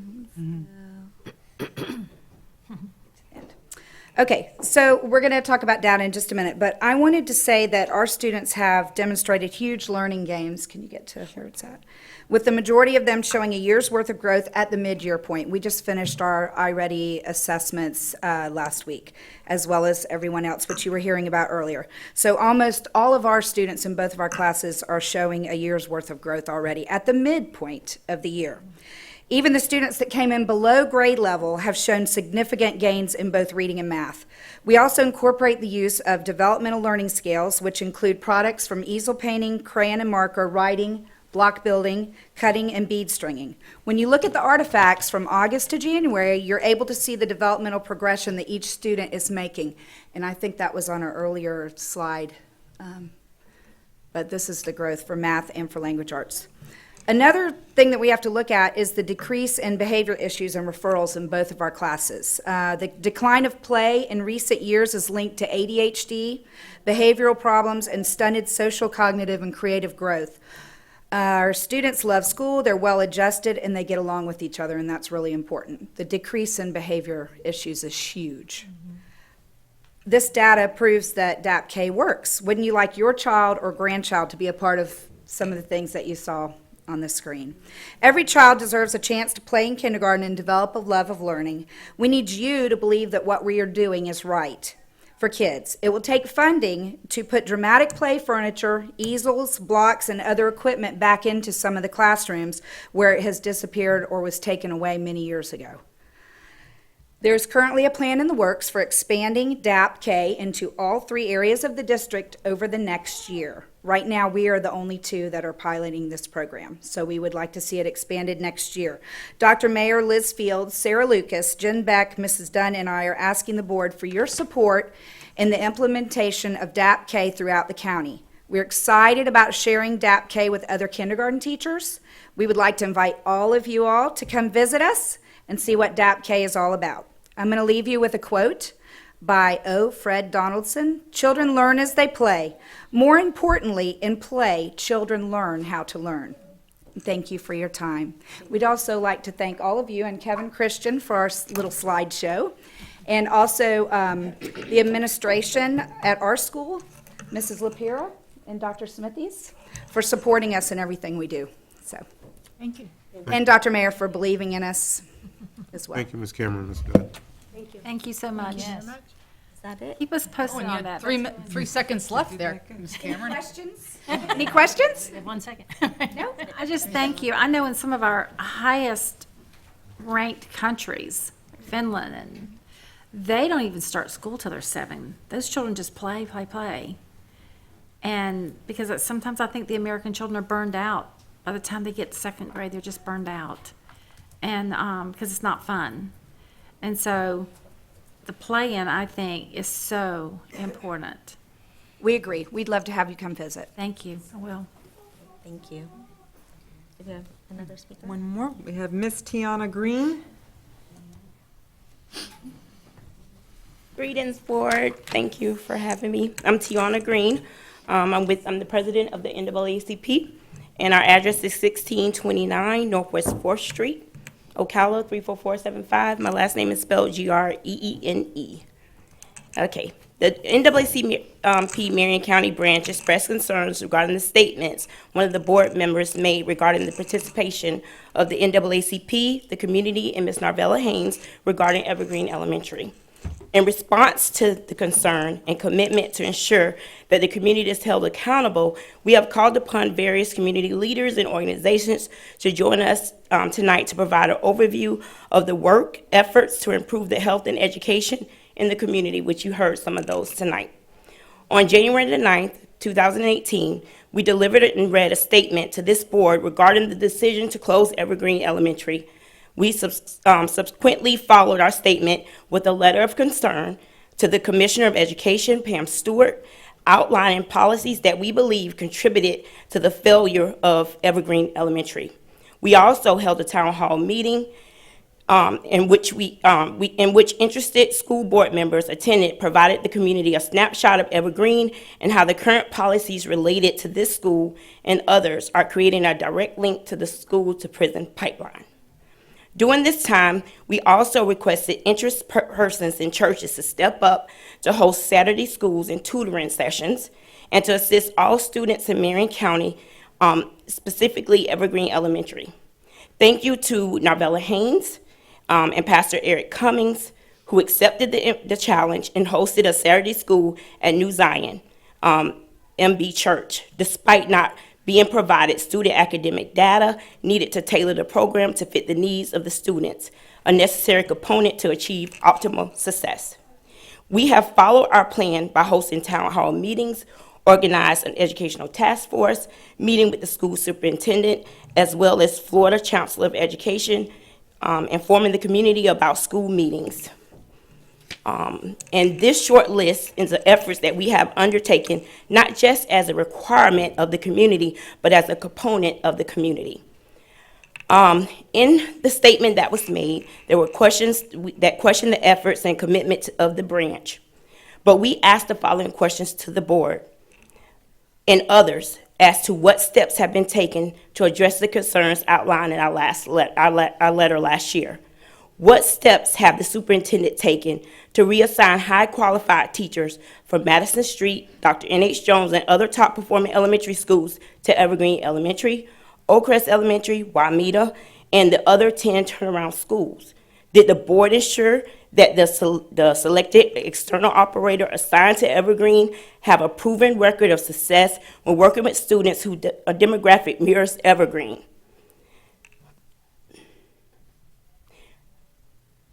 Excuse me. What has been implemented to improve parent and community participation? What new policies or strategies have been implemented to improve diversity in administration at our schools? Has the board invited the NAACP to sit at the table to select external operator for failing schools? Once again, we offer our assistance in improving the health of education in Marion County. However, we add to our concerns the consistent reiteration of the failure of our community to participate in the process, comparing the parent participation to Madison Street to Evergreen, and board members suggesting that NAACP or Ms. Novella Haynes have failed in our duty or commitment. It is not a winning message to recruit and engage parents or the community. We offer thanks to board member Stacy for taking a stand against a platform of criticism and discouragement towards our community. So we thank you. We are committed to moving forward together to finding fair solutions and policies for all Marion County students. Thank you. Thank you, Ms. Green. That's it. Okay. May I have a motion to approve consent agenda item C9.1-C22.4? So moved. Moved by Mr. Cummings. Second by Ms. McCall.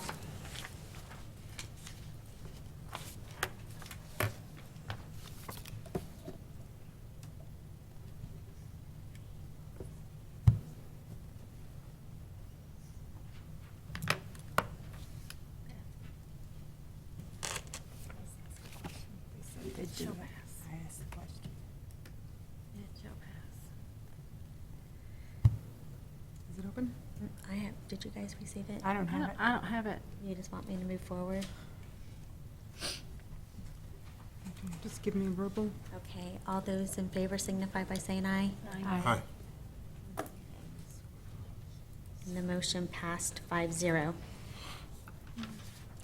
Ms. Hamby, would you come forward, please, to talk about an item, an explanation for consulting services? Good evening, Madam Chair, school board members, and Dr. Mayer.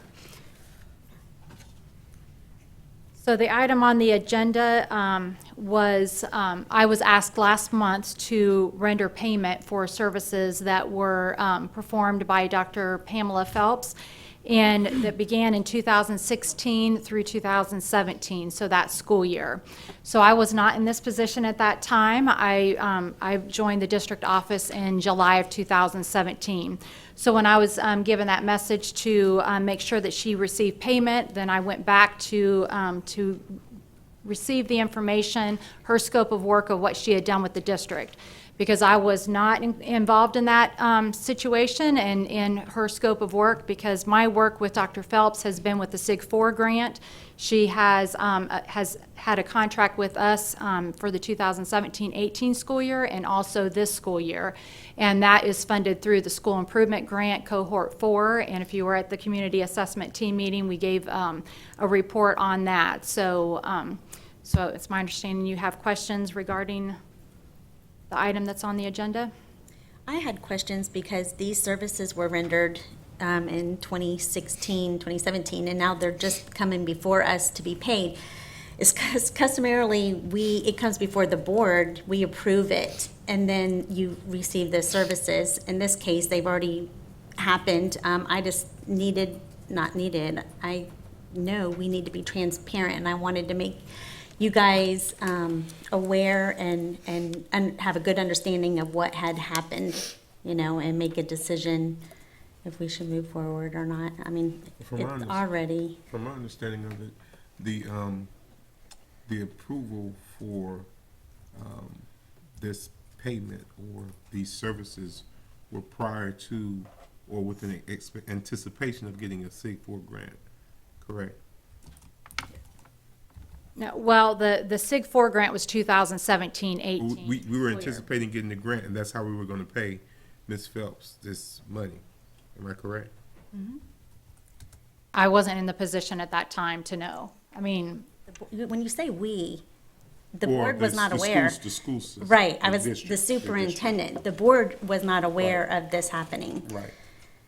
And Well, we were aware of there's, the grant, and there was a lag in the grant. the SIG-4 grant, the application was being done in the summer of 2017. So it was being written and submitted in the summer of 2017 for the 17-18 school year.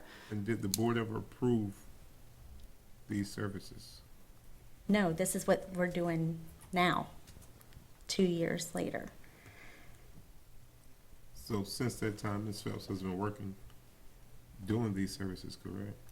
With the grant, With the and grant. also the developmental kindergarten, the grant, Right, like in 2017-18 and also this school year, she's under contract doing, with the Beyond Centers and Circle Time, that curriculum and embedded coaching with the content area specialists, and also with the early learning model that is at Emerald Shores, and that is permeating into the district with the early learning model, because that, just like what you heard from the teachers sharing just earlier in the board meeting, that's what the hope is, to not only have it in pre-K, but also in kindergarten, and using the developmentally appropriate practice.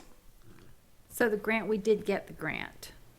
We do have the grant, and it's a 5-year grant, so we are in year 2 of the implementation this year, is year 2. So we messed up, or it was messed up, not we. not. We didn't. It was done prematurely. Am I saying that right? Well, it appears, there was work done prior to the grant, yes. So there was work done prior to the grant. I was not aware of that when applying for the grant and processing the grant. So we were awarded the grant money for 2017-18. It's a school improvement grant for Lake Weir Middle School and also for Emerald Shores Elementary. So we have the transition model and also the early learning model that was last year and this year and will continue for 3 more years. The funds decrease every year. It's a 5-year grant.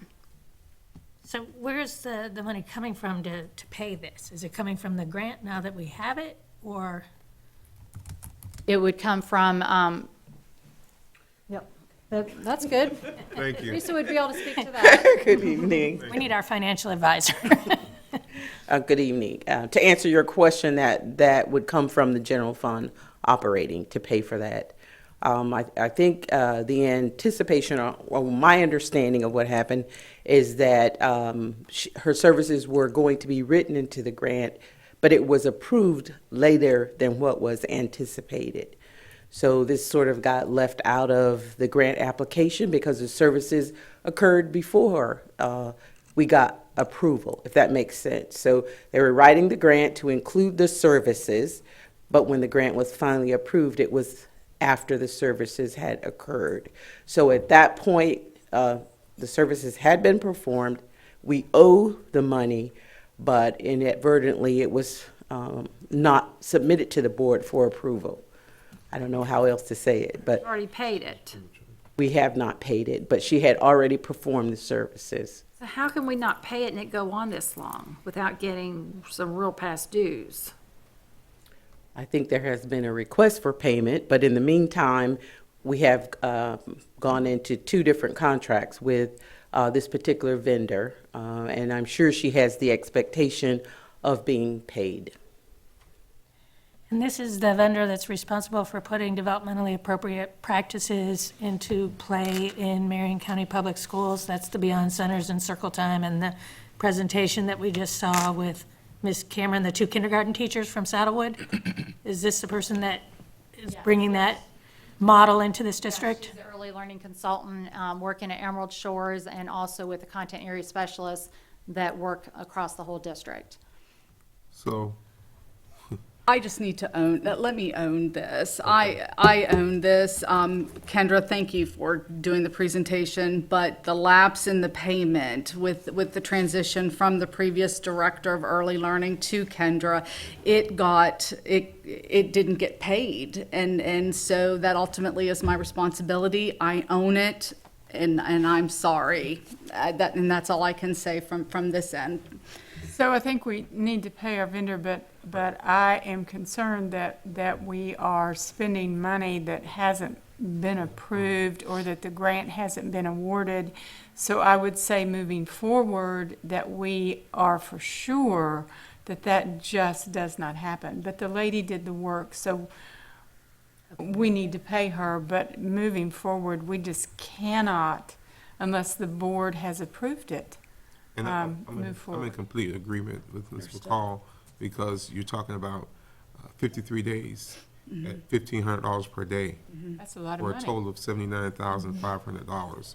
That needs to have prior approval, so that we're not paying a back bill that we had nothing to do with. Well, you guys are new. There is a threshold, and it's $35,000 that the superintendent can spend.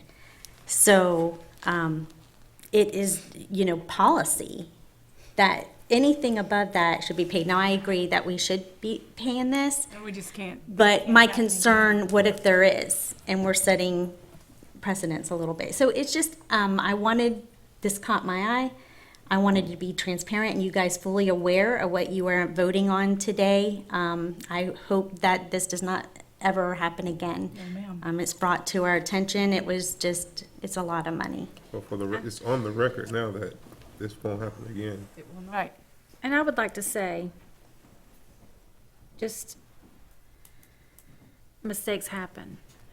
And so we bring things forward, and the superintendent has totally owned it. And I don't think we can execute her. It happened. And thank you, Dr. Mayer, for owning this.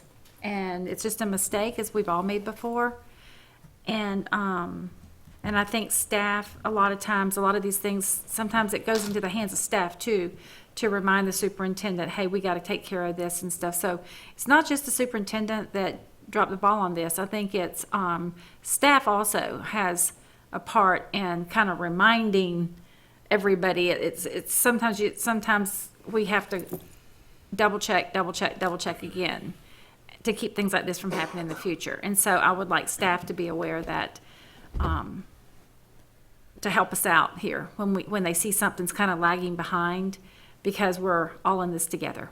Okay, thank you. Well, I appreciate that, but please, it was me, so I'm sorry. Well, okay, we'll execute you. What's your last meal? Okay, let's move forward. All right. Thank you, Dr. Mayor. Thank you. Thank Ms. you. Hamby, Ms. Yes. Boston Ellis. May I have a motion to approve the payment for the I consulting so move. services?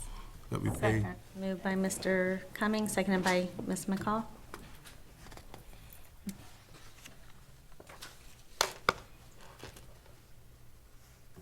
Let's see if this one comes through. Here it is. Yay. Okay, all those in favor signify by voting aye. And those that oppose, like sign. And the motion passed 5-0. May I have a motion to remove from the table the agreement with Committee for Children? So moved. Second. Second. Motion by Ms. Thor, second by Mr. Cummings. Do we have any discussion? This was the item that I pulled, I believe, on November 20th, that was for social skills curriculum to the tune of over $100,000. And within that time, I've met a couple of times, actually, in depth with psychological services and guidance and testing. And my concern was that sometimes it's a resource issue for schools. Other times it's a different issue, and it's not resources. So what I requested was that the schools actually get some outreach for them to share what social skills curriculums they currently have on hand, what they're using, and is this a purchase that we really do need to make, especially since we're already into the middle of the school year, and to provide the kind of training for everyone to be able to begin to use it. It just seemed like an off time of the year. The other thing is that we were able to get a wonderful social skills curriculum called Sanford Harmony for free. And there was a lag time getting that, not from the vendor's standpoint. So schools are just now getting that and beginning to implement it. So to put another one on top of it, I just wasn't sure that that was really necessary at this point. And I think it was just a matter of the district wanting to make sure that the schools had what they needed. And thankfully, what was conveyed back to me in the form of a spreadsheet is that we have over 100 different social skills curriculums currently on hand. And some of them are of the same type. But there's plenty to go around. And then there's also some schools, Oakcrest, for example, that are using a curriculum they feel is the best fit for that particular school population, called The Leader in Me. So as the school year was already getting rolling, it just didn't seem like the time was worth the expense to put this on. And then I just wanted to show this quickly because it just goes to show you sometimes what you find in closets. And I've always felt like there's been times where this could be an area where we could save some money and continue to do what we need to do to help kids. This was a particular curriculum, and it's circa 1970, and it's still in great shape. And there happens to be a white version and a black version. So, yes, not being used at all. In fact, I would love to talk more about possibly donating it just to show how far we've come. You know, sometimes we think we haven't come that far, but then you find out we've come a very long way. And hopefully that kind of progress will continue. So I feel very comfortable after meeting with the departments, and we are continuing to work hard together on the comprehensive mental health money that has come our way from the state, which is $1 million. So we are continuing to work hard together to make sure that this money is being spent in a way that goes directly to the schools in the manner that they need it the most, so that we can help get ahead of these just terrible issues that a lot of our kids are experiencing. So that's the sort of Reader's Digest version. Thank you. And I'd like to say thank you for bringing this to our attention and finding the little treasures that you found. And, Check your closets.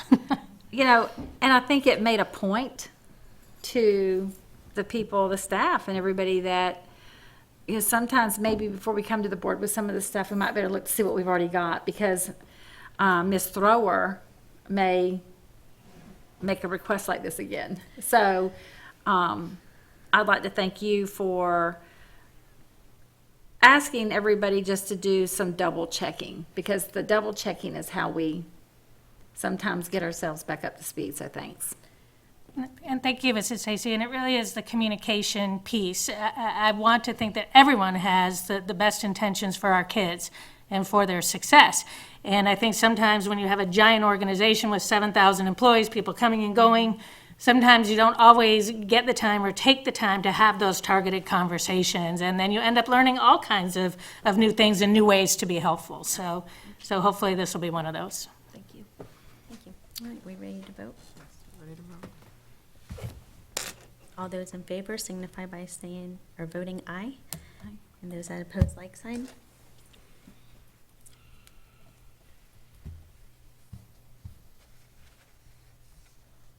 And the motion passed 5-0. Dr. Mayer? I am requesting that item D24.2 be pulled completely from the board packet agenda until further discussion is held on the topic. Okay, thank you. So moved.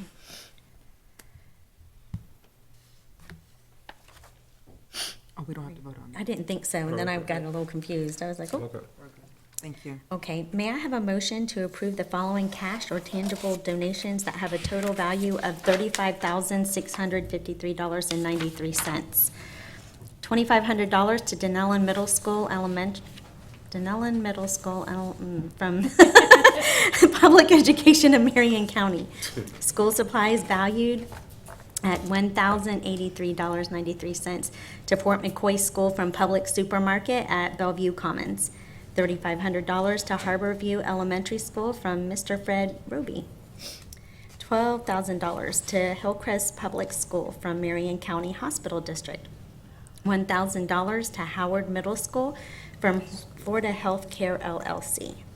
$2,000 to Marion Technical Institute from Monroe Regional Health Systems, Inc. $1,000 to Marion County Public Schools Psychological and Social Services from Harold Garner Jr. $1,050 to North Marion Middle School Lunch Program from Anonymous Donor. $2,500 to Romeo Elementary School from their business partner, the Colon Foundation, Inc., via Public Education Foundation in Marion County. $2,000 to Stanton Weirsdale Elementary School from Weirsdale Presbyterian Church. $2,500 to Vanguard High School from their business partner, the Gakwad family. $4,520 to Vanguard High School from Bob Murphy. May I have a motion and a second? So moved. Moved by Ms. McCall, second by Ms. Thrower.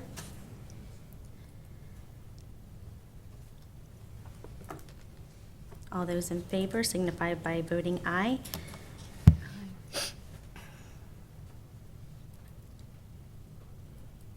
And then Nancy, when we're done, you want to thank the community for the donations?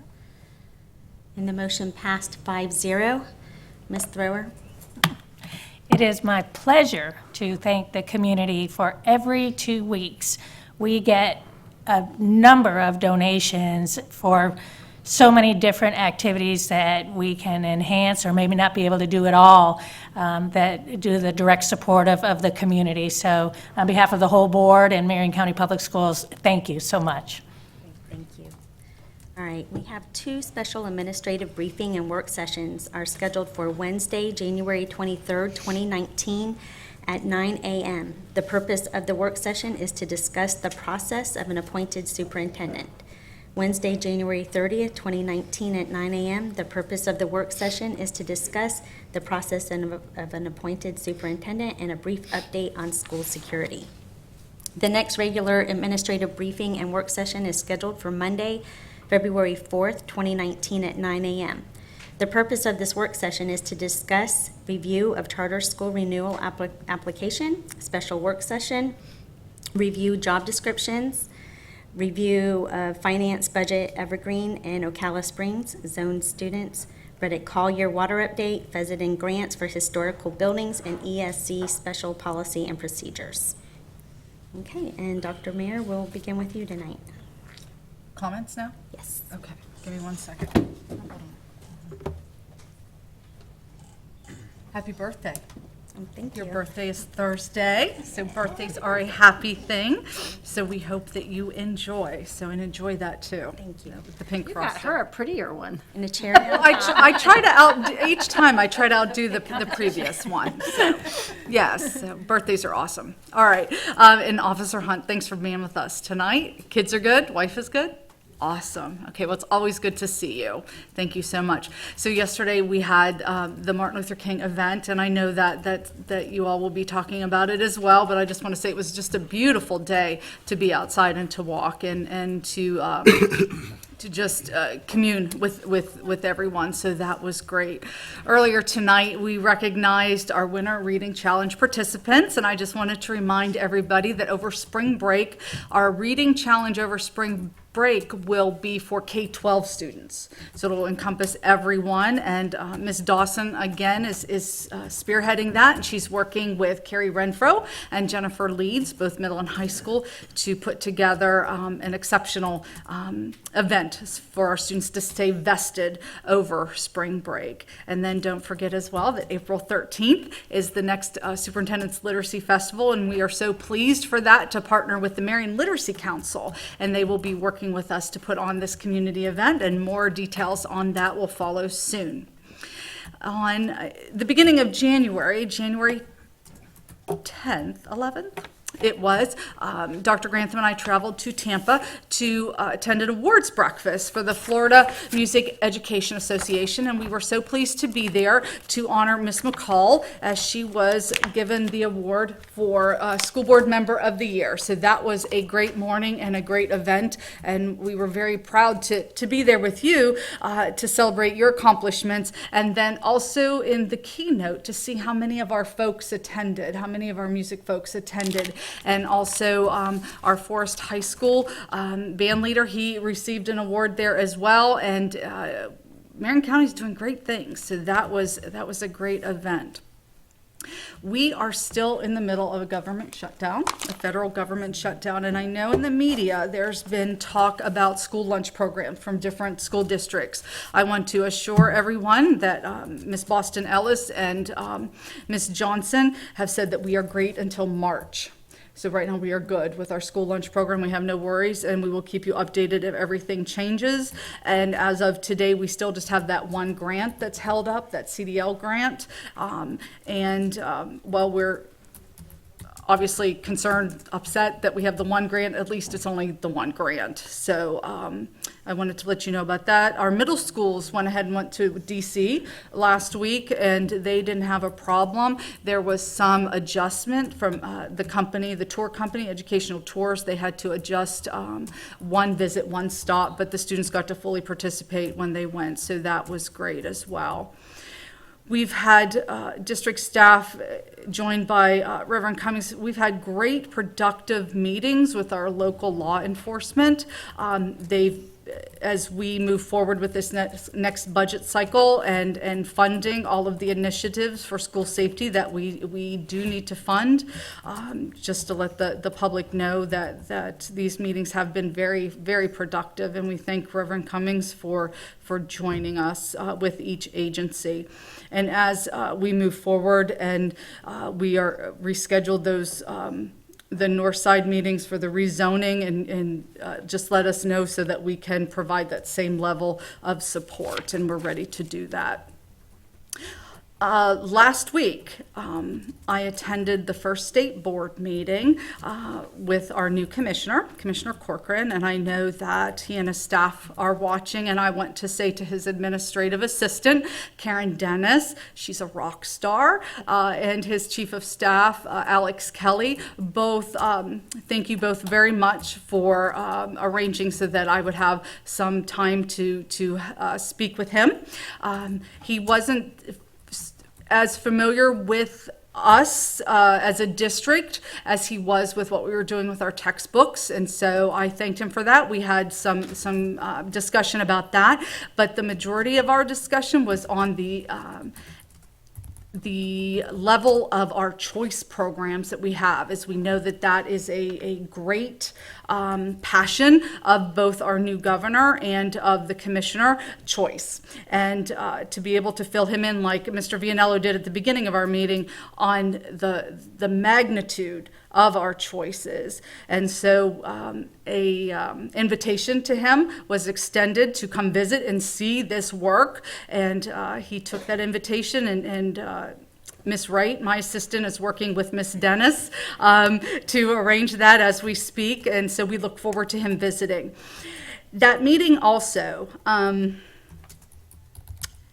was, and give me a minute, because I'm thinking back to an earlier presentation, but that meeting was the only one so far, where Mr. Pollock, the new board member, was on. And you remember Mr. Pollock was appointed by the previous governor, and Mr. Pollock's daughter was killed at Parkland.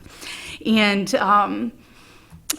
the politics of removing or whatever, that's not for this discussion. But I wanted to share with you that when we were there, you know how the commissioner will always start out with recognitions, kind of like what we do here. And so they were recognizing so many students from across Florida who had done great things, and they all had their parents with them. And to see Mr. Pollock stand there as a parent when he had lost his daughter, and I just thought, oh my goodness, how thankful I was for Mr. McFadden and Mr. Tyson for being so proactive, and Kevin, you as well, to get that training out for our staff so that we didn't have that same situation. So how that all falls out with his position on the board, you know, is for somebody else to decide, but to see him standing up there with that look on his face as he celebrated other people's children, I will never forget that. So, but with that, thank you, ma'am. And well, on something happy. It was a great meeting. So anyway, thank you. Ms. Martinez? Thank you. Mr. Gibbs? Mr. Cummings? Yes. It's been very, very, very eventful year thus far with me being on the board, Ms. Thrower and Ms. McCall, Ms. Stacy, and Chair King. We have been off and running this year. It has been extremely busy. As you all know, there's a lot of things that are going on in our district. Oftentimes we think there's negative things that are going on in our district, but there's a lot of positives that's going on in the district, and we have to accentuate the positives and work on the negatives. I do want to congratulate our school board member, Ms. Beth McCall, on being recognized as the school board member of the year. That's a great accomplishment. We know that Ms. McCall has a passion for music, and she was recognized for that. So we thank her for that. I do want to thank Mr. Vianello and his staff, and particularly Ms. Velvia Brown, for inviting me last Friday to participate. Marion County hosted the district FBLA contest, and three counties, Citrus, Marion, and Levy, and our kids did extremely well. So we have something to shout about in Marion County. I do also thank Dr. Mayer for the invitation to attend with her to these law enforcement meetings that we've gone on with Chief Graham of the Ocala Police Department, Councilwoman Mary Sue Rich, as well as our city manager, Zobler. Those meetings have been very beneficial and informative. I'm sure that Mr. McFadden I'm sure that we're going to work out something to make sure that all of our schools stay safe in Marion County. That's a top priority, making sure that the schools are safe in Marion County. And then this weekend, I can't say enough about this weekend. This weekend has been an extremely busy weekend with the MLK activities. It was great to be at the annual prayer breakfast to see kids that go to Marion County schools participating in the dances and the oratory. That's a wonderful thing because we have some awesome students in Marion County. We have some awesome parents. We have some awesome community agencies that are pushing them out. So the prayer breakfast was wonderful. We left the prayer breakfast, went over to the wreath laying ceremony. That was even more rewarding because at the wreath laying ceremony, Ocala Springs choir sang. And Mr. George McAllister, under the direction of Mr. George McAllister, the choir sang, and they had an ensemble. They had 2 violinists and a flute player. And it was beautiful. And they had some dancers from Howard Middle School. It was just a wonderful event that our schools are participating in community activities and that the best is coming out. We left there. I went over to Howard Academy. There was a Black History trivia game going on over at Howard Academy. Great things are going on. And then we went to the ecumenical service, Ms. Thrower and I, Saturday night. Wonderful, wonderful message. Wonderful message from Pastor Thorpe. Having a one-track mind. And then we were at the march yesterday morning. It was a little chilly. Little chilly. Invigorating. But we did it, and I think it was wonderful because I thought about it. Because actually, the school board led it behind behind law enforcement. So we led it, and it ended up with a wonderful day in the park. We are off to doing some great things. I'm encouraged by some of the signs that I'm seeing with our turnaround schools. I'm encouraged by my visits to these schools on what the teachers are saying, and I'm always encouraged by talking to the students. So again, thank you for letting me serve, and we have a lot of work to do. Thank you. Ms. McCall? Yes, thank you to Dr. Mayer, Dr. Grantham, Sandra Collins, and Joe Crowder, who were there on January 11th. As I was recognized, I was very honored by the Florida Music Educators Association. It was quite a day. I stayed and went to rehearsals and to sessions and advocacy sessions on music and art in our schools. I can tell you music is alive and well in the state of Florida. The children were fabulous. From the elementary all-state choir, they didn't even have elementary all-state choir when I was in school, and to the high school students, it was absolutely remarkable vocally and instrumentally, so it was tremendous. Tomorrow night, I will be emceeing the honor choir, the elementary honor choir at the Riley Arts Center, so I'm looking forward to that. And I say again, music is very alive and well in Marion County. And what the referendum dollars have been able to do, if you knew what our music and art programs were about 5 to 6 years ago compared to where they are now, it's absolutely remarkable. I also participated in the MLK Walk and the prayer breakfast over the weekend and split my time between that and our Take Stock in Children large scholarship fundraising event where I think they probably did very well. They sold out their golf. They had more playing in their competitive tournament. We had 280 last year in the 5K run, and this year we had 330. So I think that they have to raise $100,000 a year for our Take Stock scholarships. The way we do that is we accept 50 in the program and we graduate 50. So we're always fundraising for Take Stock in Children. It was marvelous, absolutely marvelous. And to hear some of the students speak and tell their stories was quite remarkable. And also, I must acknowledge the ladies in the front row. If I have offended in any way, I want to publicly apologize. I need to give a little history. Last year at the MLK Walk, Miss Green, was it you that met with me, and Mr. Mitchell and Ms. Green asked to meet with me, and we sat down and talked for about an hour about how the NAACP and your community was going to help our students at Evergreen, and not only were they going to help them then, they were going to continue helping them. So my question simply was, what's going on with tutoring Evergreen students? It was not a reflection on the NAACP, but you were the organization that met with me and said you were going to do this. So I need to clear that air. I'm very pleased with anything that goes on to help our students, especially at our failing schools.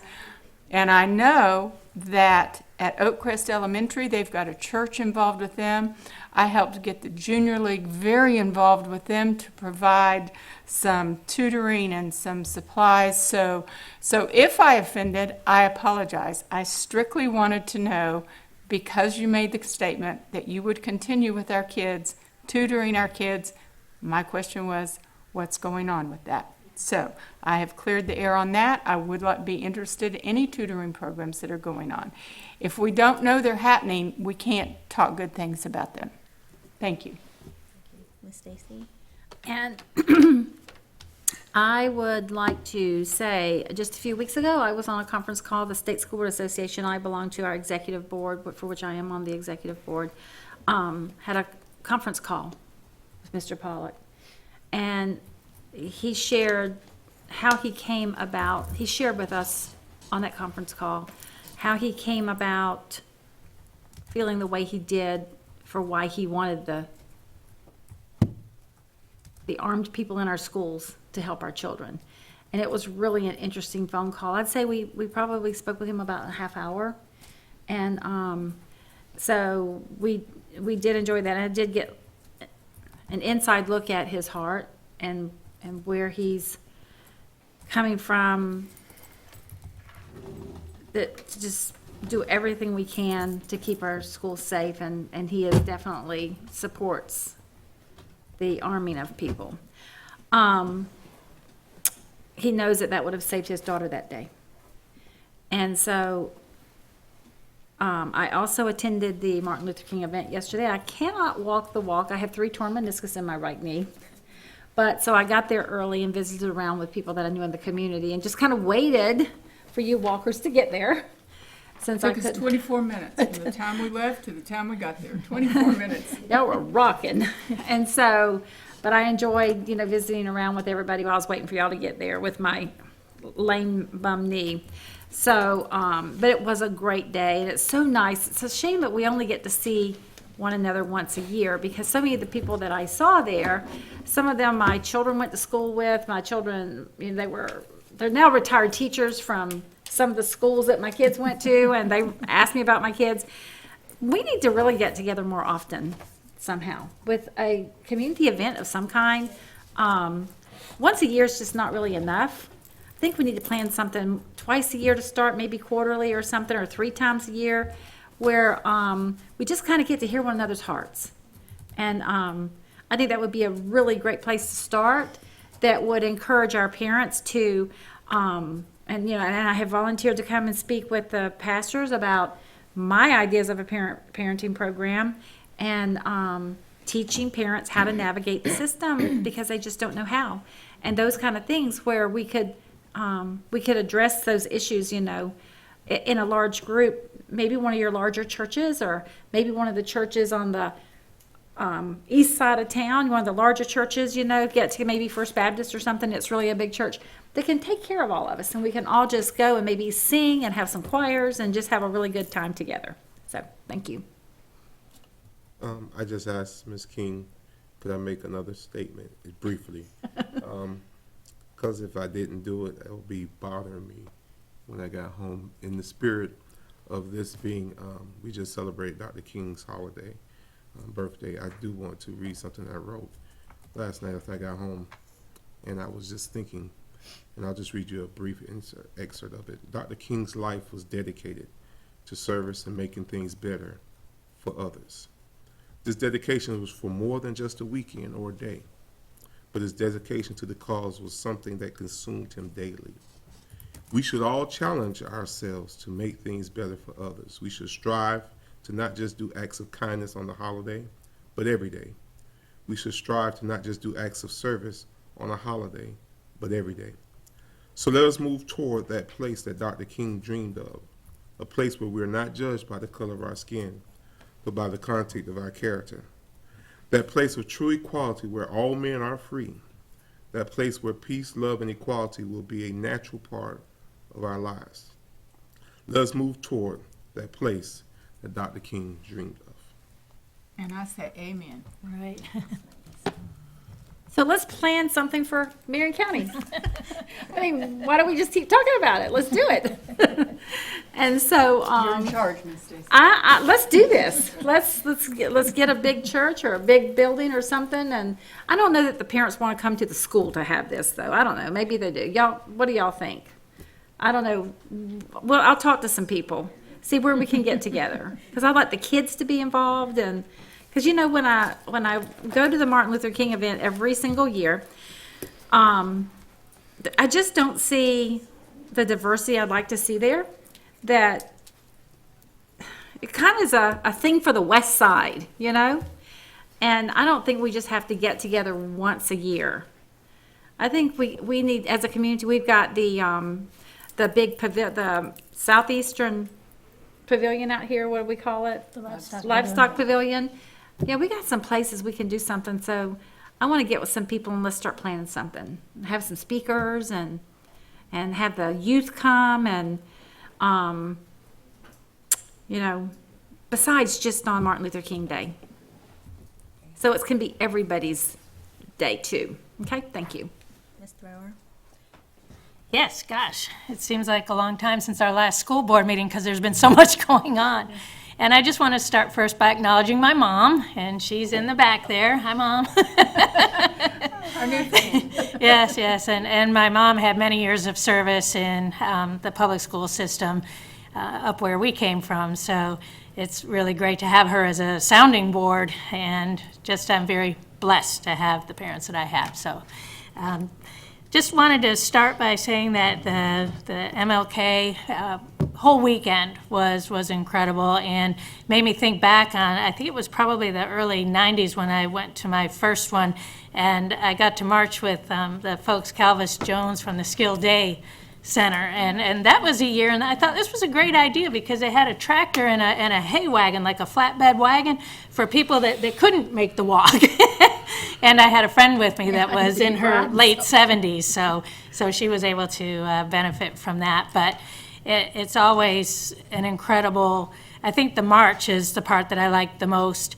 And even though it's all typically really cold or raining, I always try to show up because I think to myself, you know what, this is nothing compared to what people went through to get the rights and the recognition that and the civil liberties that we all benefit from today. So if people haven't been a part of it before, I would definitely encourage you to come because it's a wonderful event and series of events that goes on, including the prayer breakfast and the ecumenical service and the march itself, and then the day in the park. And I made a comment to a friend, I can't remember the last time I just sat in a chair and relaxed next to my husband and ate some of the best fried fish that I've had in a very long time. So it was just very, very enjoyable. So hats off to the committee that organizes that. Anytime you try to put together a community event, it is a lot of work, and it shows in how well it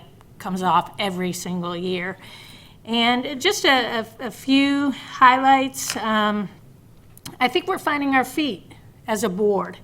I really do. And my cup is always half full, I will admit that. But I also feel like, you know, in World War II, we were enemies with Germany and Japan, and look how that worked out these days. So there's always time to build new relationships. And I'm especially happy with the special workshops for the appointed superintendent process. We've had 2 meetings, I think, so far, and they've been very productive, very collaborative. very professional. We are really on track in terms of the process and looking over policy, getting a job description together. There's going to be a lot of conversation going forward about community involvement in this process. I think all of us as a board agree and understand that the community input is critical. I mean, we've been talking a lot about communication tonight. And in order for us to make our best decision, we want to hear from the community. Speaking of hearing from the community, I do represent District 4, which includes Evergreen, which I inherited as a failed school, and Oak Crest, which is right behind it. I wanted to thank Chairman King for tasking me with being the chairman of the External Operator Search Committee. And we had our first workshop, which is open to the public, last week. And we, as a result of that, there were a couple members of the community, and one of them that already is on the committee, and one of them that I invited to join the committee. And I think she's active with the NAACP. And to me, that was a first step to show that we really are in this together. And we have to understand where the miscommunications lie and where any disconnect may lie. The first one was as far as dispelling any concern that Oak Crest will be closed next year. That is 100% off the table. Hopefully, Oak Crest will earn a C and we will not need an external operator. But we are required by the state to have an external operator in place prior to the end of the school year. So, and it really doesn't make much sense in my opinion, because we won't get the grades of the schools that the external operators are running until after we are supposed to select one. So we're pushing back on that to the state and saying this is ridiculous. That needs to be flipped, because in order for us to make our most informed decision, we need to know how these external operators are doing in other districts. It only seems to make sense. And I wouldn't have known about the concern in the community that Oak Crest was closing next year if that hadn't been brought to my attention by two people from the community. So they said that they would get right back out there and share that that is not the case, and I understand that that has been conveyed. I've been hearing from folks. So hopefully that did a lot to reassure people that that is off the table. That happened. I'm concerned because That's exactly what was conveyed. Clear. It was external operator. Right. Right, but things take on a life of their own, and unless we communicate and feel like everyone has a seat at the table, you don't get further and you don't build that trust that we need to build. And because of the fact that Evergreen is a failed school, and because of the fact that Oak Crest is right on its heels, and because of the fact that this is a school that these are schools that I've been elected to represent along with the others, I've been very visible in those schools and trying to figure out how finally can we come together to create lasting solutions. And so I will share with you, and you may already be aware because of what's been shared, we have an area that Oak Crest serves that had over 916 tardies between August and January 14th. And the reasons for that are probably as individualized and varied as the students themselves. We're continuing to get more data to find out. I'm sure it's not 900 kids with one tardy each. There's probably clusters of kids. And how we can come together, not to judge, but to find out how can we get these kids to school. We can't reach them if they're not there. And so these are some of the things that are very specific that is going to require a lot of trust and collaboration to be able to turn the tide. And I'm really looking forward to that. I enjoy this kind of stuff, actually. And I'm very hopeful that this is the beginning of the true turnaround and finding a time, as we had many years ago when Oak Crest was an A school and when Evergreen was an A school. I've been around for a while, and I've seen the progress and I've seen the decline. And you know, when you're down, there's nowhere to go but up. So thank you. And there's probably a lot more to talk about, but we'll save that for another night. So have a wonderful evening. Thank you. Thank y'all for coming. Yes. We got to talk to you, straight to you about some of the things we want to talk about. That's great. I wish you'd continue coming. That'd be fun. Okay, thank you. Just going to say that I would like to thank the principals for the community assessment team. We went there last week, and they gave us a snapshot of what's happening in their schools.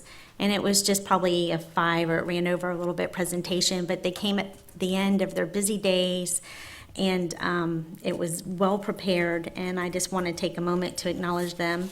I will not be able to attend the music celebration tomorrow, as I will be a judge at Vanguard High School. They're having their Mr. and Mrs. Vanguard High School. And it's been quite the process. So far, we have evaluated their resumes and their bio fact sheets and their essays. And then we also, I was part of the process where they came in for an interview, like a 3-minute interview. And I'll tell you, if you ever discouraged, we often hear, oh, go to the kindergarten classrooms or the pre-K. Go listen to your high school students and see what's going on, and you will not be disappointed, and you're going to know that our future is going to be okay. And so I'm looking forward to that tomorrow night. I know it's going to be a hard decision. I don't know how it's going to fall. And actually, one of the contestants was in here tonight. She gave the pledge, Priya Patel. I recognized her right off the bat. And She's an IB student, isn't she, I think? I don't, she probably is, I can't recall, because there was like 31 of them, but yeah, I didn't want to acknowledge her, I don't want to give like bias. Success is success. It is now. Well, if it is, there's more than one judge, and I've already judged, so it's okay, and we're going to move forward. Before addressing expulsion matters, I wish to acknowledge that board members have received the alternative placement list for students through January 3rd, 2019. Mrs. Martina Lopez, are there any parents who have submitted a timely request to speak on their child's disciplinary matter? Okay, thank you. May I have a motion to approve the expulsion of student JD 19-022E, JD 19-024, JD 19-074, JD 19-075, JD 19-078, JD 19-079E, JD 19-080, JD 19-081, JD 19-082, JD 19-083, and JD 19-084E, with educational services through the remainder of the 2018-2019 school year and the first semester of the 2019-2020 school year. May I have a motion? So moved. Moved by Ms. McCall. I need a second. Second by Mr. Cummings. Okay. All those in favor signify by voting aye, and those that oppose, like sign.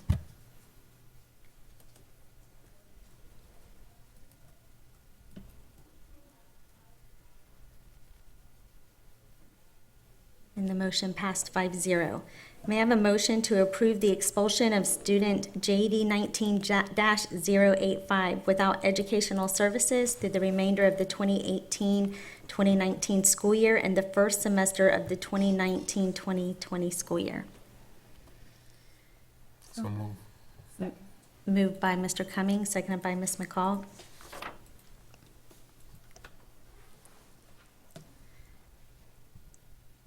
All those in favor signify by voting aye, and those that oppose, like sign.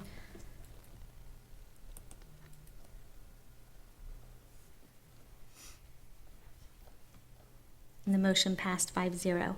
There being no further business, may I have a motion to adjourn? So moved. Moved by Ms. Thrower, Second. second by Mr. Cummings.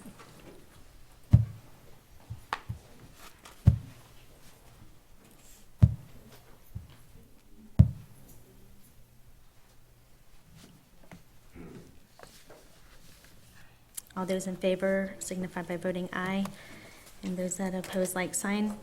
Already. Yeah, I know. Oh, you- Aye. Okay, I guess I was delayed. It's down, somebody. On my new computer. Just go to the X. And the motion passed 5-0, and the meeting is adjourned at 8:13 PM.